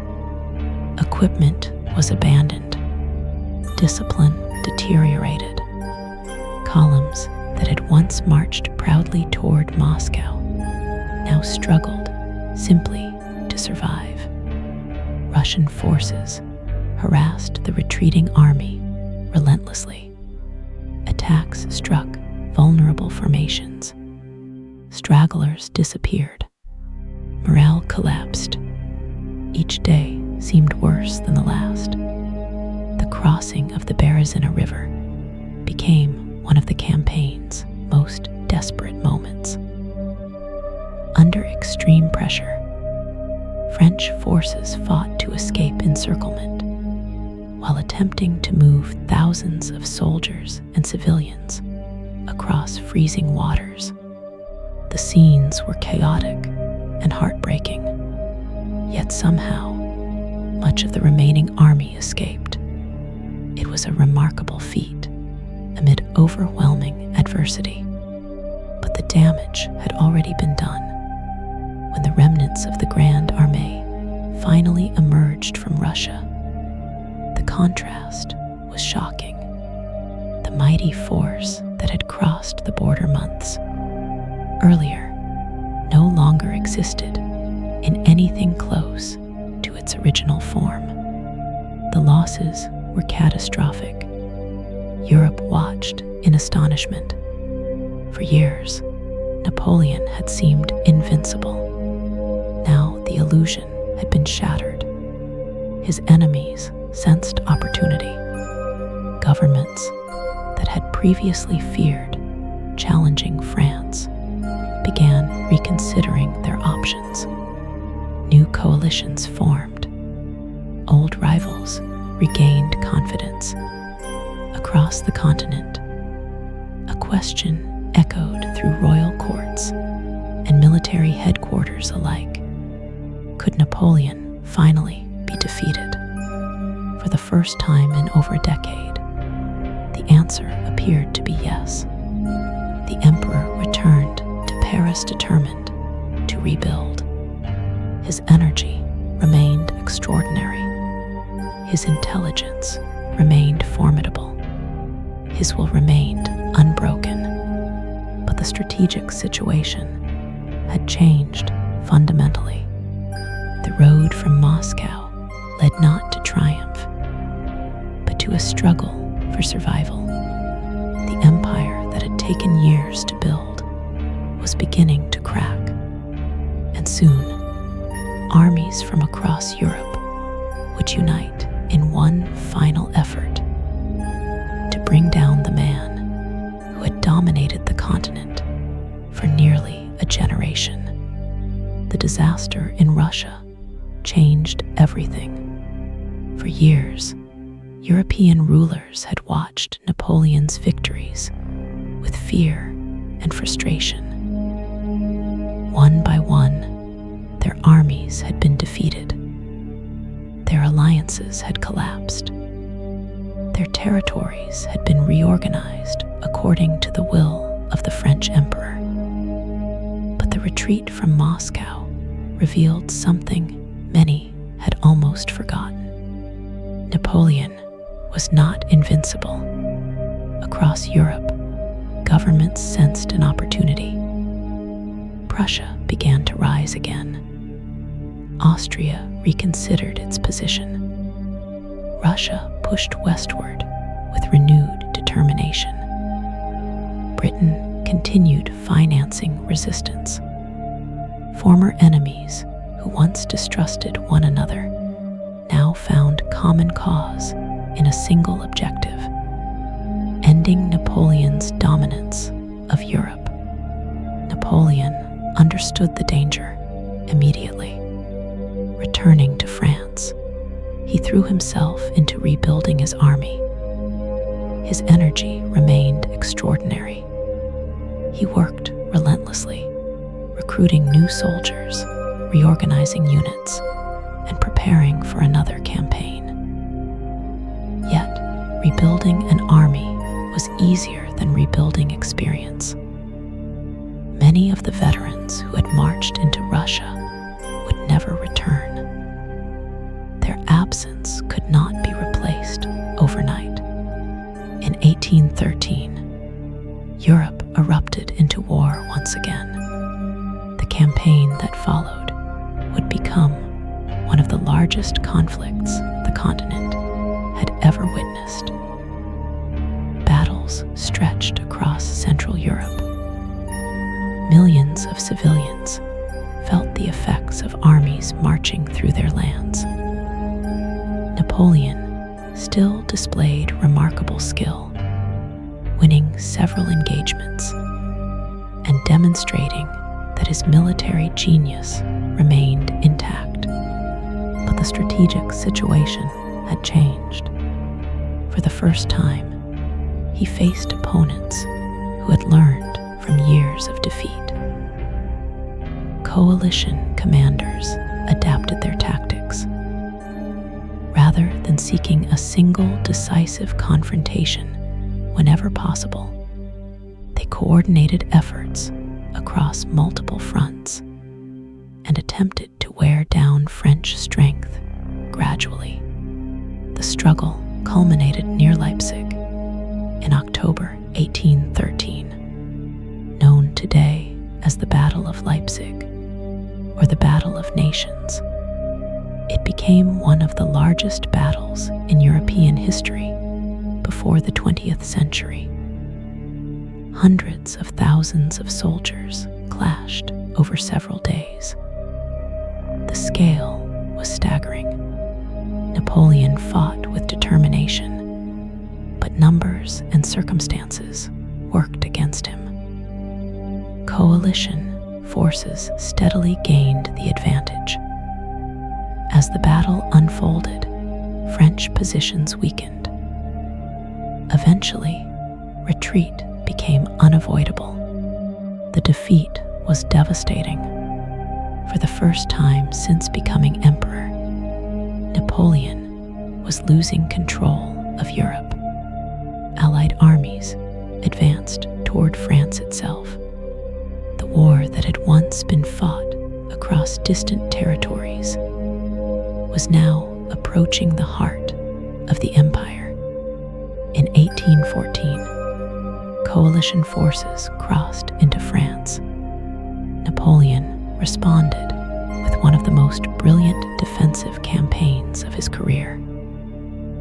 Despite commanding smaller forces, he repeatedly outmaneuvered opponents and achieved several impressive victories. Military historians still study these operations as examples of strategic skill under difficult circumstances. Yet even brilliance has limits.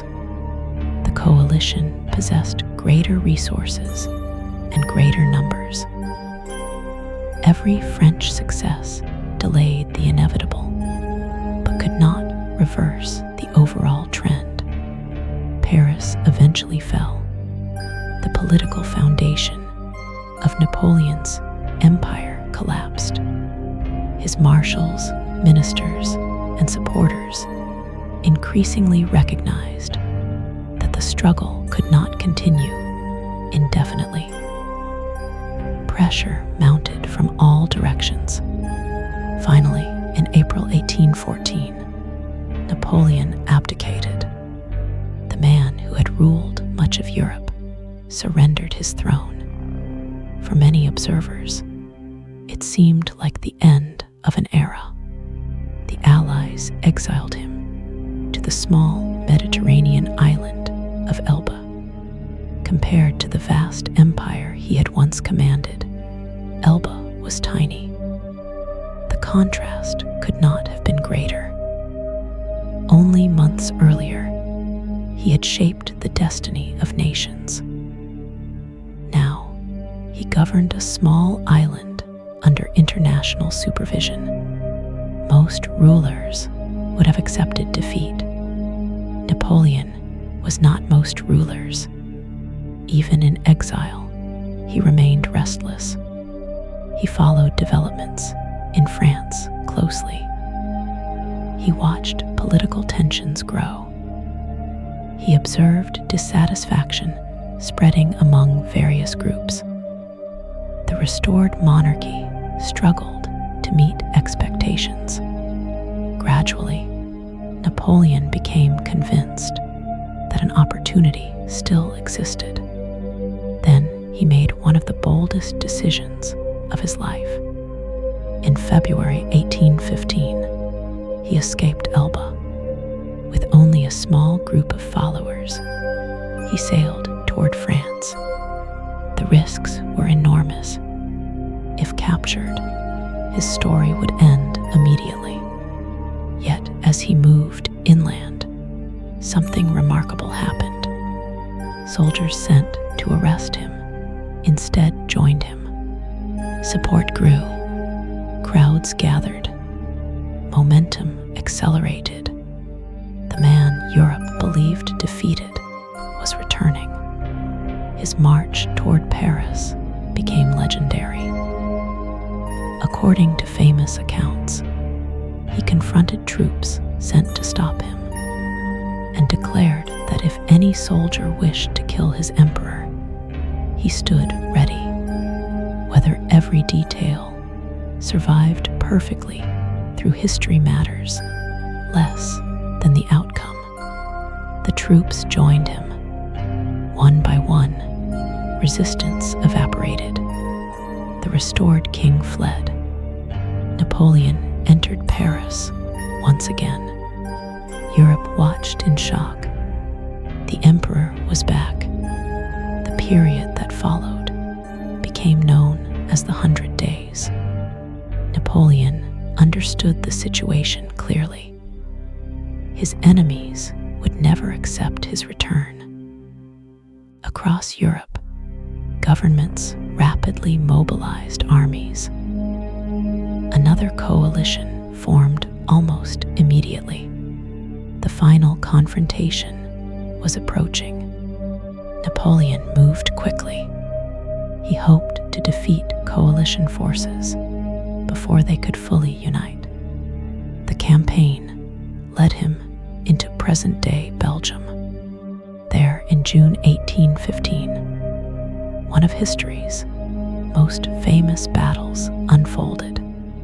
Waterloo. For generations, the very name has become synonymous with ultimate defeat. The battle began under difficult conditions. Heavy rain had soaked the battlefield, slowing movement and complicating operations. Napoleon delayed parts of the attack while waiting for the ground to improve. As the fighting intensified, French forces launched repeated assaults. The battle ebbed and flowed throughout the day. At various moments, victory seemed possible for either side.